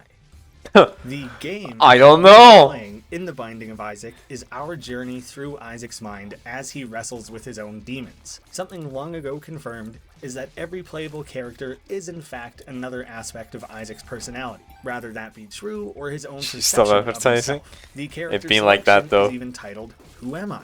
As Isaac wrestles with his personal identity. They are largely rooted in Christianity and are seen as characters of sin, a strong motif throughout the series. There's a few exceptions. Characters like the Lost, Blue Baby, Keeper, and Forgotten are Isaac in stages of decay. The rest of them are just him dressing up and using his imagination. For some examples of those sinful characters, Judas, known primarily as the disciple who betrayed Jesus. Eve, who succumbed to the temptations of the snake in the Garden of Eden, creating original sin. Samson, a man who uses his power for great violence. While those decaying characters physically make sense and represent Isaac's eventual fate, playing as them is confronting Isaac's fear of his own inevitable death. Something that would be of great concern to someone in a Christian household who views themselves as a sinner. Alternately, it could be seen as a personal death wish, with suicide being a sinful act in the eyes of God. There's something like Azazel, a literal demonic personification, showing an Isaac fully consumed by sin. Through his indoctrination, this is the trajectory he thinks he's on, this lurking Oi. presence waiting to Fuck up. consume him. The exact interpretation of a few of the newer characters becomes a little foggier. We have Lazarus, Eden, Lilith, Apollyon. They're a little less straightforward. There's plenty of room for interpretation. I'd love to hear your thoughts on those in the comments. And while we're talking representations of Isaac, I found this old response from Ed when being asked what is the concept behind the boss, It Lives, eventually replacing Mom's heart. It Lives is Isaac wishing he was never born, fighting his past self. He's a very troubled kid. Seemingly at the best, he wishes he was never born, and at his worst, he actively wishes he were dead. So yes, all of these characters are Isaac, represented in one way or another, which leads into something quite large that needs its own dedicated section. We need to talk about the Maggie theory. I'm sure many of you may have noticed the omission of Maggie and Cain when talking characters. I intentionally set them aside because we need to talk about that theory before we go any further. This has been a theory for years now, that Maggie is Isaac's lost secret sister. The core evidence being cutscenes of Isaac in a wig The dead baby items like Sister Maggie and Brother Bobby, Cain being a quintessential example of fratricide, the killing of one's brother or sister, the idea of a lost child being a logical catalyst for this household falling apart and that resulting misery and potential guilt from Isaac, and how Isaac perceives his own role in that. Repentance even adds new items that I could see being folded into this. There is the C-section and Vanishing Twin, both using early stage fetuses. A vanishing twin, maybe a second child that was lost while Isaac survived, or the adoption papers that some could take to mean either represented Maggie or Isaac not being the biological child. So layering this together, Cain represents Isaac's guilt over the untimely death of his sister, whether that be in utero, his biological sister, whether he was the cause of the death, and Maggie is Isaac's attempt to embody that dead sister. Try to patch that relationship with his parents by filling the role himself. I don't want to smack talk the actual theory crafting here. I think it's really well thought out and tells an interesting story. It's also interesting that items in the newest DLC continue to lend credence to it. There's enough evidence in-game to no longer subscribe to this theory, seeing the full story play out and with new details from Ed, bolstering previous doubts. This theory doesn't explain Brother Bobby. None of the cutscene photos ever show the four of them together. And the theory that Sister Maggie was stillborn, while Bobby suffocated in the womb, inherently means that this hypothetical sibling never grew old enough to be in those Polaroids. That's an interesting little tangent of the theory that kind of quickly disproves itself. Ed has specifically stated there are no brothers and sisters, they're all figments of Isaac's imagination. So that quickly undoes any of the theorizing on who the dead babies within the game are, but that doesn't necessarily answer seeing Isaac in the wig. There might still be more to that, so I will peel back those layers a little further. Going beyond the in-game content, it seems like Ed is distancing us from the dead Sister Maggie theory for years now. From December 18th, 2019, in Ed's own words, "I don't like hand-holding, I like ambiguous storytelling, and I try to say a lot with gameplay and the things you do in the game." Slowly but surely, he has given us significant details like the eventual identity of the in-game narrator. So Ed is not afraid to eventually divulge substantial details beyond the in-game content, he just takes his sweet time getting there. Since Maggie is a playable character as Isaac's sister, what about Bobby? Maggie is Isaac's mother's name. The first full reveal of Mom's name came in August 2018 with a tease of the Four Souls credit card item. Which, as a fun little bonus here, we get to see that her whole name ends up spelling out M-O-M. Neat. Ed also reiterates that this has been the true significance of Magdalene's name in-game the whole time. I've always had her first name in place, hence Maggie, but I designed the rest when Tikara mentioned her full name could be revealed here. Mom's full name is also on the divorce papers, but I brought up the credit card first because they seemed to be the instigation of this specific reveal. And the furthest back tweet reply I could find is this, nice and straightforward. Who is Isaac's sister? He doesn't have a sister. I don't think this is meant to be he doesn't have a sister anymore style tease. Ed's tweet reveals tend to be pretty straightforward. The strongest evidence, I think, also comes from that AVC interview. Isaac's mother tried to make him feel horrible about who he was. The Binding of Isaac is about a kid who feels like an outcast due to what happened, which I explore more in Bumbo. This indicates that one of the largest components of the Legend of Bumbo's story has been told prior to Bumbo. The largest overlap in the story appears to be the divorce of Isaac's parents. A long-lost sister or a miscarriage or anything like that are topics that Bumbo never explores. What happened to Isaac, the inciting incident here, would be his dad leaving. Oh no, the ways people landed my fire rate that on much higher? Oh yeah, the fire rate thing from the boss. It's well-reasoned and a very creative theory, but I think it's time we let go of that particular story thread. It doesn't seem to have been the intention. Oh no, I'm not Lacing gonna go there. Back to the character selection of who am I? To what shop does that mean first. for Maggie and Cain? Cain, seen biblically as the first murderer and one cursed by God. Isaac sees violence in himself and a capacity for murder. In his imagined world, he kills everything in his path to advance, and he undoubtedly feels cursed. Magdalene is an obvious connection to his mother, borrowing her name and wig. Mary Magdalene also had 7 demons driven from her in the Bible. Isaac fears his mother, but also sees strength in her, associating her with Mary Magdalene, conquering her demons and sin. Now that we've separated out Maggie as being entirely Isaac's mother and not a lost sister, we're still left with the question of who is Bobby. That is something I plan to address, but for the sake of the flow of this video, I believe it's something I'll have to pick up again later. Enter Bumbo. It's time to talk about the prequel, the game all about poop and pee that seems to have even less identifiable story than Isaac ever did. But Ed made it very clear that this game functions as a prequel to Isaac. So I went in full force, excited to see what new information we might glean. Bumbo battles his way through these cardboard cutout worlds, bashing enemies and collecting coins. The idea of the cardboard setting in this imagined world is something that Ed McMillan and James Ed personally bonded over. And the idea of pursuing this game with this concept was entirely inspired by this specific connection they held in their childhoods. I think that's just really sweet. It's a cool story for how this game came to be, and it shows you just how personal this series is. We get a few small cutscenes of Bumbo discovering new Bumbos that you can then fight through the game as. Kind of reminds you of the different character selections for Isaac. That is until the end of the game, when we get a few very powerful scenes that shed some much needed light on a few unknown details of this series. For a franchise that usually shows so much restraint, the ending cutscenes we got between Bumbo and Repentance came as a seriously unexpected gut punch. We had gone from barely knowing the dad, and assuming a lot of other things about this family and story, to suddenly having a much richer tapestry painted out for us. But Bumbo hears something. Something mean. Something huge. Something. Isaac, Something who were you talking to? cool, something huge. Where did you get that stuff? I thought I threw it out. He left us, Isaac. He's gone. He never loved us. Don't you get it? No, Mama, please! Isaac, listen to me. It's just us now. It's just us now, Isaac. You and Mama. The game camera pulls away to show that this series of adventures are being entirely orchestrated by Isaac, playing around in his sandbox of cardboard characters and game pieces. His mother comes in very calmly, with some cracks of grief and anger being heard, recounting that her husband and Isaac's father left. It's so unexpected to hear the mother be so raw, emotional, honest, and vulnerable. This is one of those moments where we're seeing it through Isaac, but as he's processing it, he hasn't yet filtered it through some insane fantasy world. In a cutscene after that, we get a truly deep cut, tugging at our heartstrings. And Bumbo make his kingdom. A big wide world filled with adventure for Bumbo. All kinds of big fat monsters to smash, and even small ones to bash.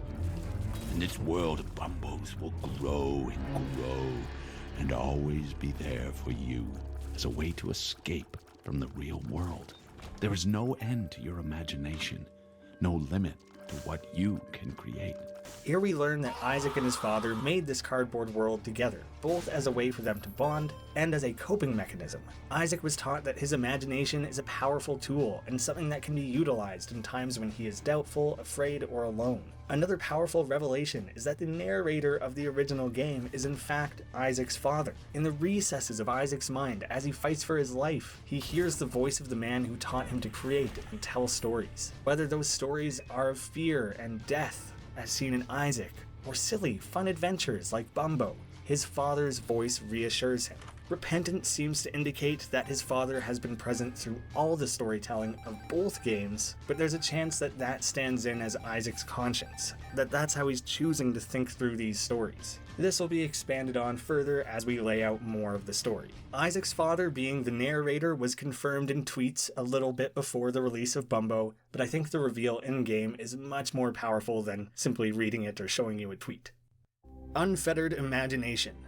When combining this scene from Bumbo, which canonically comes before the events of Isaac, we begin to see a more complete timeline. Isaac's father has left, leaving Isaac to retreat into his cardboard world, trying to maintain that connection to his father while struggling to comprehend his absence. We see glimpses of Isaac being judged, bullied, and treated as an outcast through his dreams. It's unclear if Isaac has always been awkward and had trouble fitting in, which I imagine reflects some of Ed's experience as a creative kid with different interests than his schoolmates, or if the kid started picking on Isaac after his home life became unhinged. It stands to reason that this this only drove him further into isolation, needing the escapism of his toys and cardboard world now more than ever. Seeing her only son retreat so deeply into something she was not a part of leaves Mom feeling cut off from her son, while constantly being reminded of the man who left them. She chooses to get rid of the cardboard world, and leaves Isaac without the crutch of this coping mechanism. As his mother retreats deeper into her religious fanaticism that chased away his father, Isaac witnesses her change, internalizing her judgment and fearing for this boy's whole.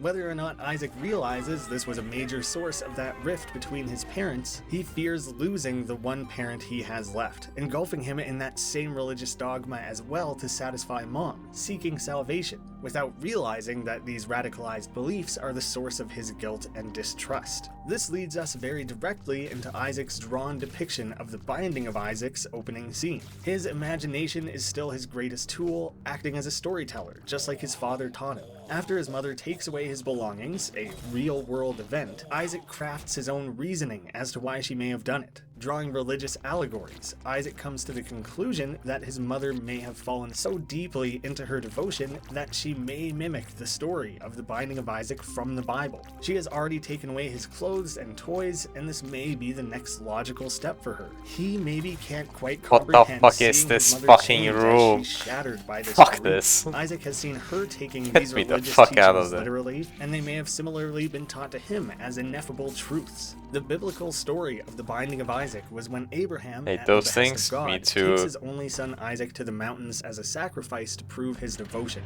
Two fun asides here. Genesis 22:10 is the exact line when Abraham reaches out with the knife immediately before he would have commenced his sacrifice. This is why the game's title theme in Rebirth is titled Genesis 22:10, the exact moment before what would have been Isaac's death. That specific story from the Bible is also why it's often theorized that Isaac's father's name is Abraham, although Ed has specifically left the father unnamed. Oh my and potentially doesn't fucking even have a god! separate name in mind himself. So we'll continue to refer to him as Dad or Father. Isaac feels abandoned by his father and is the product of his mother's projected insecurities. Without his papercraft world, his preferred outlet for his imagination, feeling isolated in his room leads to him cooking up the narrated story of Isaac. There are kernels of truth there, but his mother coming to murder him is his own extrapolation. She is lonely, protective, and fears that Isaac will grow to resent her as well. But that overbearing approach only pushes Isaac further away, struggling to understand what has happened to this family. Isaac begins drawing a new narrative, one that is less a fantasy than the cardboard world, and instead one that depicts real people like his mother as this monstrous being. Upon discovering this, his greatest fears are realized, and she locks Isaac in a room without even a pencil and paper to express himself. With his fears running wild, Isaac attempts to hide from the world, his mother, and his own perceived sins, and climbs into the now empty toy chest. Locked in the dark, his overactive imagination spins out into the events of the game, battling monsters, demons, himself, and struggling with thoughts of damnation and self-hatred. This is the result of using his imagination to become powerful the way his dad taught him, aimed at something destructive rather than creative. This spinning out of Isaac's imagination is the heart of the series and paints us a nice full picture of Isaac's journey, but it leaves us with some unanswered B-plots. What of the character of Bumbo, beyond being a stand-in for Isaac's absentee father, or the mechanics and themes of that game? What led to his parents' divorce? Why did Isaac start dressing up as Maggie? Was Mom truly ever an evil character? And many more. In the next part of the video, I plan to flesh that out as much as possible and hopefully create as complete of a compendium of the full tragedy of Isaac as I can. The divorce. Directly addressing that question of what happened, the catalyst for the events of Isaac. Through the Polaroids and pictures on Isaac's wall, as well as the new Bumbo cutscenes show us a story of a failed marriage. There was anger, yelling, fighting, and an eventual divorce. We see in the Polaroid when his father walked away from the family, backed up with another scene of unintelligible arguing, ending with the declaration, "I'm out of here." Yeah, I'm also out of here.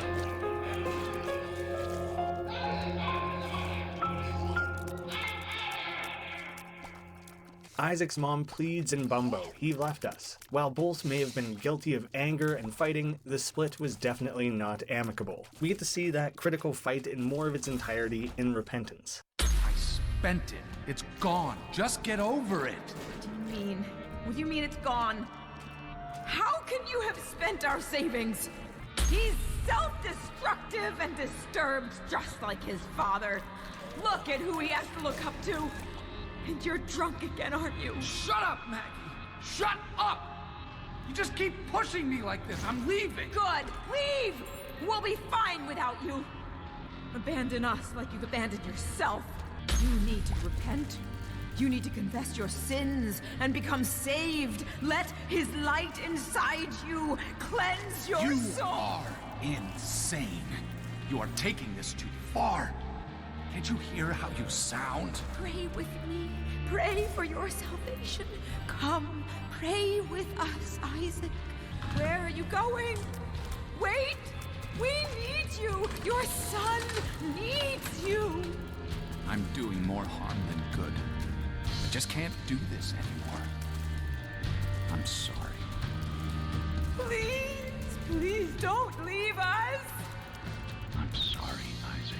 This cutscene seems to indicate that this was the final time Isaac's father walked out on them, never to return, but that could simply be how Magdalene is steering that narrative, hiding Isaac away, making sure he doesn't see his father, while the messy divorce proceedings are being hashed out privately. And while a divorce at a young age would be difficult to process, we do have more specific information to go off of. Isaac clearly views this as being his fault. Is there any true villain or blame to be assigned? So far we have seen the religious fanaticism of his mother and only the nurturing love of his father. But unfortunately, I have to now tear down that idealism and lay out that I do believe his father was not innocent here.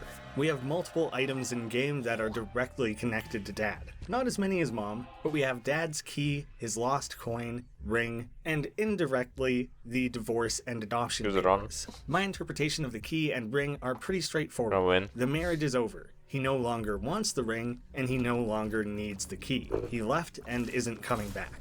I know people have searched for a lot of meaning in the key's function in-game, and the flavor text opens all doors. I think this is more just a tease that the key has a function beyond opening treasure rooms and chests. Its greater function is opening the door to Mega Satan. If we really want thematic significance, we obtain the two key pieces by killing the angels Uriel and Gabriel, whose names mean God is my light and God is my strength. The killing of those angels is a rejection of Christianity. Since Isaac is too young and in all likelihood too brainwashed to comprehend anything other than paths of God or Satan, this obvious rejection of God is inevitably therefore a path to Satan. His childish perception works in reductive binaries. He's been told those are the only two paths. And with him leaving the family, I'm sure Mom has built a narrative in Isaac's mind that following his father is in some way a path to hell. Dad's lost coin provides one of the most interesting details. It was one of the biggest hints at the larger story before we were given a more direct answer. In the original game, it looks a bit like a warped penny with a cent sign imprinted on it. 4 Souls, yet again, is able to provide an additional layer of previously unseen detail. It much more clearly reflects the common design of a sobriety token given at Alcoholics Anonymous meetings to recovering addicts. The text, "I remember this," indicates that this has not held any value for a long time. Isaac's dad is a recovering alcoholic, likely one who is off the wagon.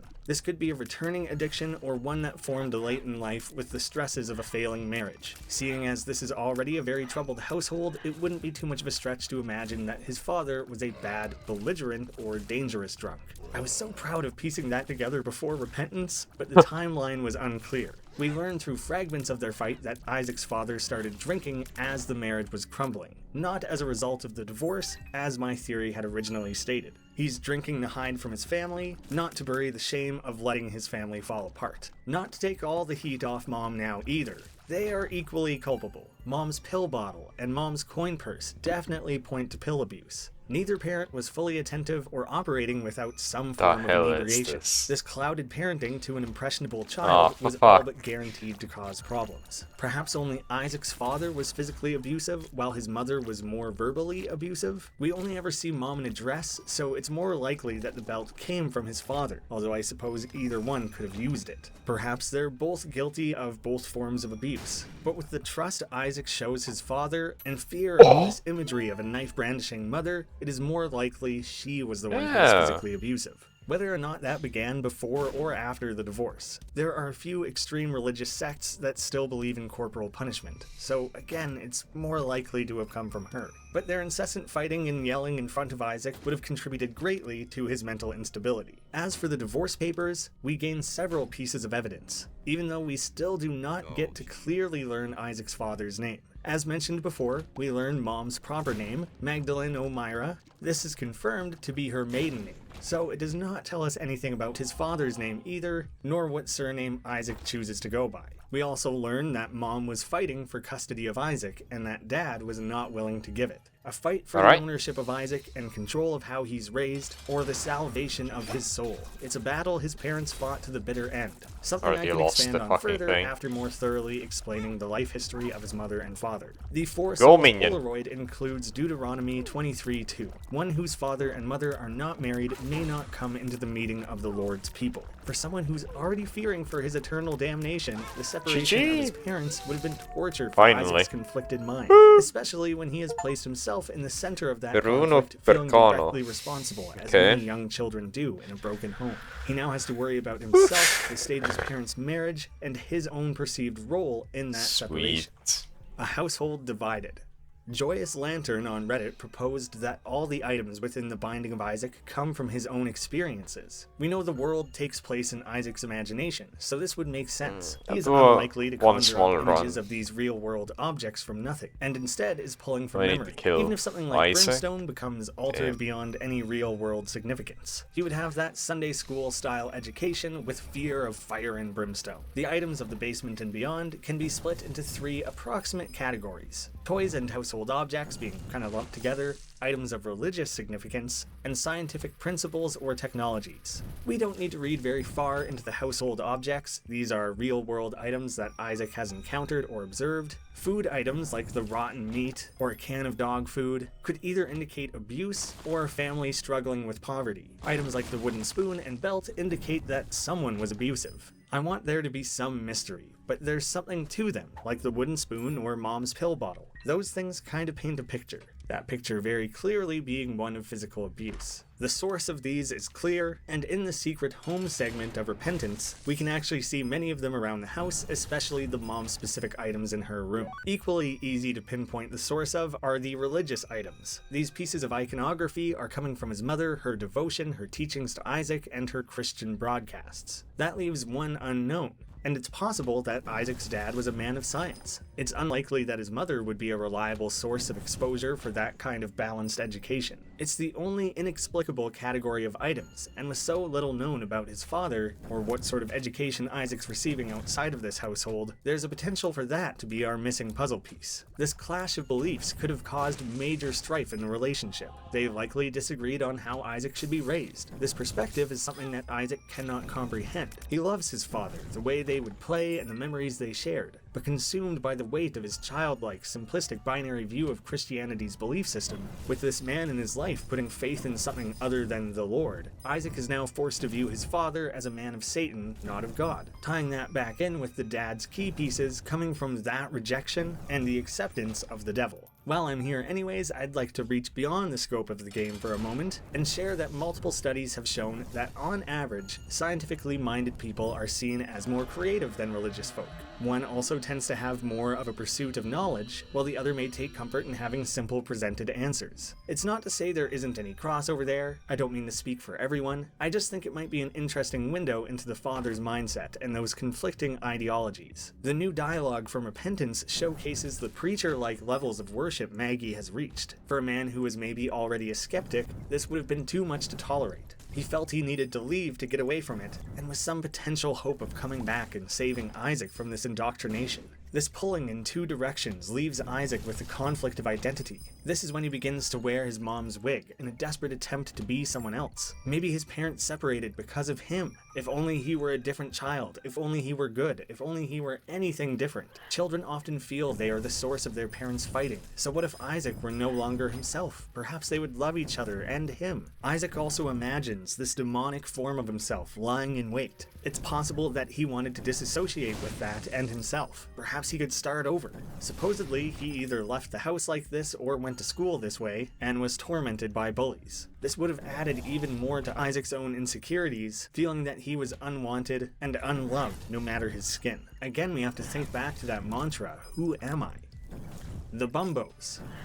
Let's break up this incredibly heavy subject matter with something marginally more lighthearted. The events of The Binding of Isaac are very personal. They are Isaac's own story about suffering, depression, and hopelessness. He projects himself and uses various avatars to represent different aspects of that identity. But that begs the question, who are the different Bumbos? There's not a lot of evidence for this one, but I do think I have sort of a fun theory that I would like to put out there. The world of Bumbo is pure escapism. It's closer to a fantasy, and thus utilizes fantasy elements for the various Bumbos, just like his dad would have taught him. Even the name, The Legend of Bumbo, would have been based off of games of adventure so that Isaac did not have access to, instead making do with worlds of his own creation. Plus it builds off Ed channeling The Legend of Zelda in design and naming of the original Isaac game. That was clearly a strong influence for him, and whether directly or not, has had an impact on Isaac. We have the Brave, a warrior, the Nimble for a thief, the Stout for a barbarian, and the Weird, a magician. Every separate iteration of Bumbo still bears his father's silly voice while representing various misrememberings of different fantasy tropes. With no thinking, Bumbo bash open scary box. What is? Another Bumbo? What a twist! Perhaps when playing alongside his dad, there would be a brave warrior, and as Isaac tries to play by himself, it gets somewhat twisted along the way, whether that's his own young forgetfulness or his imagination acting up and running wild. We have more cryptic characters in Bumbo as well. The dead is where some of real life starts to creep into Isaac's cardboard world. This could represent Isaac's fears that his dad is dead and gone, being abruptly cut from his life, or perhaps the dead relationship between his parents, or that he feels dead to his family. The Empty, a hooded demon. Being a prequel to The Binding of Isaac, this appears to be Isaac's earliest instance of wrestling with his own inner sin and damnation of his soul. The idea was not quite fully formed here, and he does not yet see himself fully in this role, thus shrouded and still with his father's voice. But he has begun to see himself as evil, an empty vessel of flesh who exists solely to be corrupted and filled with sin. The same way every Isaac character is a representation of himself with a lot of personal weight, all of the Bumbos are a stand-in for his father, mysticized through his imagination. And while these characters and adventures come from his father, some of the more negative aspects of the gameplay, mechanics, and themes would have also come from him as well. Dad's ideology. An ARG, alternate reality game, began after the release of the Afterbirth DLC. This is a series of real-world puzzles that exist outside the game's software. There are some very detailed summaries out there of how this came to be and how it all played out.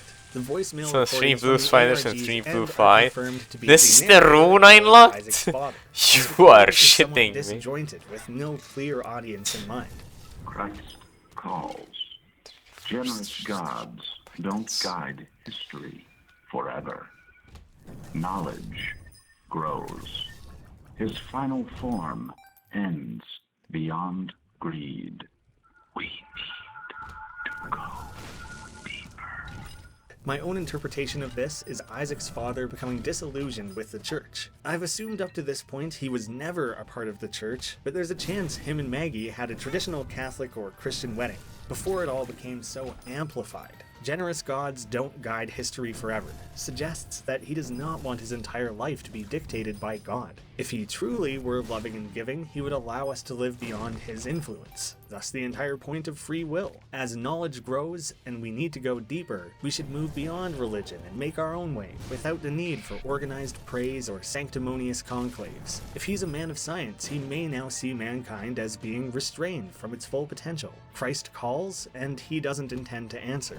Greed has been his own greatest sin, and while not viewing this in terms of damnation, he knows that it's the greatest thing barring him from reaching his potential as a father and as a man. His final form ends beyond greed. Not something we've looked at very closely, believe me, there is a dedicated greed section. digging a bit more into his father's alcoholism. That depressive state may have led to his frustration with his life in the church, taking away his motivation to fix himself or his marriage. This also leads into the Bob theory, one that I cannot confirm or deny, but one that I've seen a few times. The aspects of alcoholism are undeniable, but how some of these specific items and symbols fit into that particular piece of the story comes with a little bit more personal interpretation. If Sister Maggie is Mom, a sister of the church, then perhaps Brother Bobby is her partner, Isaac's father. Sister and brother are pieces of vocabulary used in religion to describe followers. As a quick aside, Bob appears to be one of the only names in the game that does not bear biblical significance, so it's yet another way that this exists outside of religion. Our Bob items in the game are Bob's Rotten Head, Bob's Curse, Bob's Brain, and Ipecac,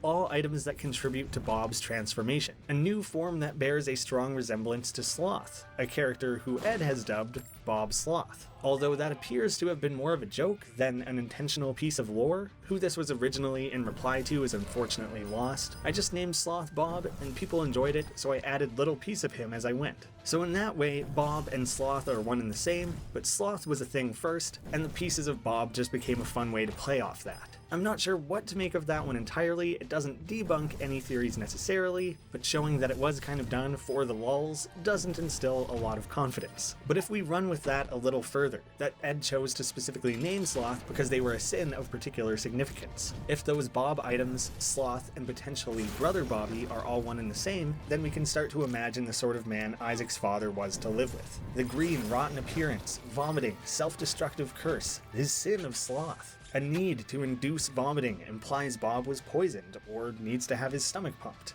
Poison is a common way to refer to alcohol. Bob was a lazy man, drank himself to death or near death. Alcohol was his curse, rotting his brain and head. It's not uncommon for an alcoholic I don't to even be know what offensive, items to erratic, save you violent, here. or abusive. This Maybe a could be the different source of active Isaac's item? father's anger and abuse, if in fact he was abusive. If not, he simply would have been unreliable and distant. I managed to squeeze into one of Ed's short Twitter AMAs and asked directly about the Bob theory. No. What I got was a pretty unexpected but kind of great joke. There's a few things that hint at Isaac's dad maybe being Bob. Could you confirm or deny? He's his father's brother. So, Bob's your uncle? Honestly, I don't know whether or not to treat it entirely as a joke, or a full debunking of that theory. I've been tempted to lean towards the latter, since Ed is usually pretty straight up with his fans about canonic things like this, but the more I looked into it, the more I started to see that Ed has really committed to the Bob's your uncle joke over the years. Either he just loves the phrase, has enjoyed this particular way of messing with us, or it's something to be taken literally. Bob could actually be Isaac's uncle. This is perhaps the biggest stretch of the entire video, but I felt I needed to more fully explore it. Thematic poison and the connections to Bob Sloth all point to alcoholism, and I don't think that actually detracts from the narrative of Dad being an alcoholic. We have Dad's lost coin, and hear him being accused of being drunk right at the end of the game. And alcoholism tends to run in the family. If our Dad's brother had alcoholic tendencies, then it's not out of the question that Dad would as well. Perhaps Isaac is aware of his lazy Uncle Bob. He doesn't specifically collect items like whiskey or beer or wine. He's collecting a curse, poison, things that put it in terms he can better understand. He's disassociated with it just enough to not have it fully formed in his mind, especially when he so clearly puts his father on a pedestal.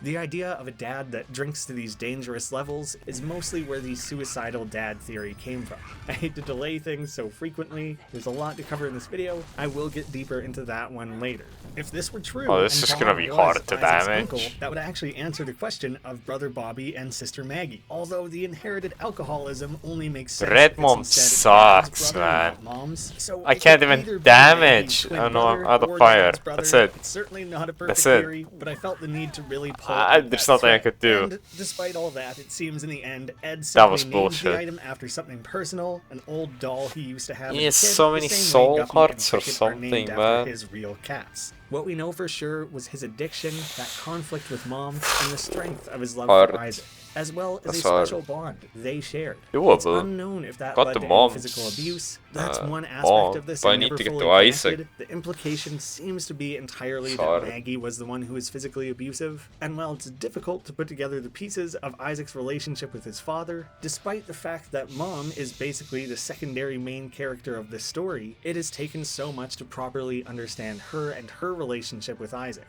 Mom's belief. I'm Right. gonna say it outright. Isaac's mother gets a bad rap. Yes, she had issues and likely caused. Pause.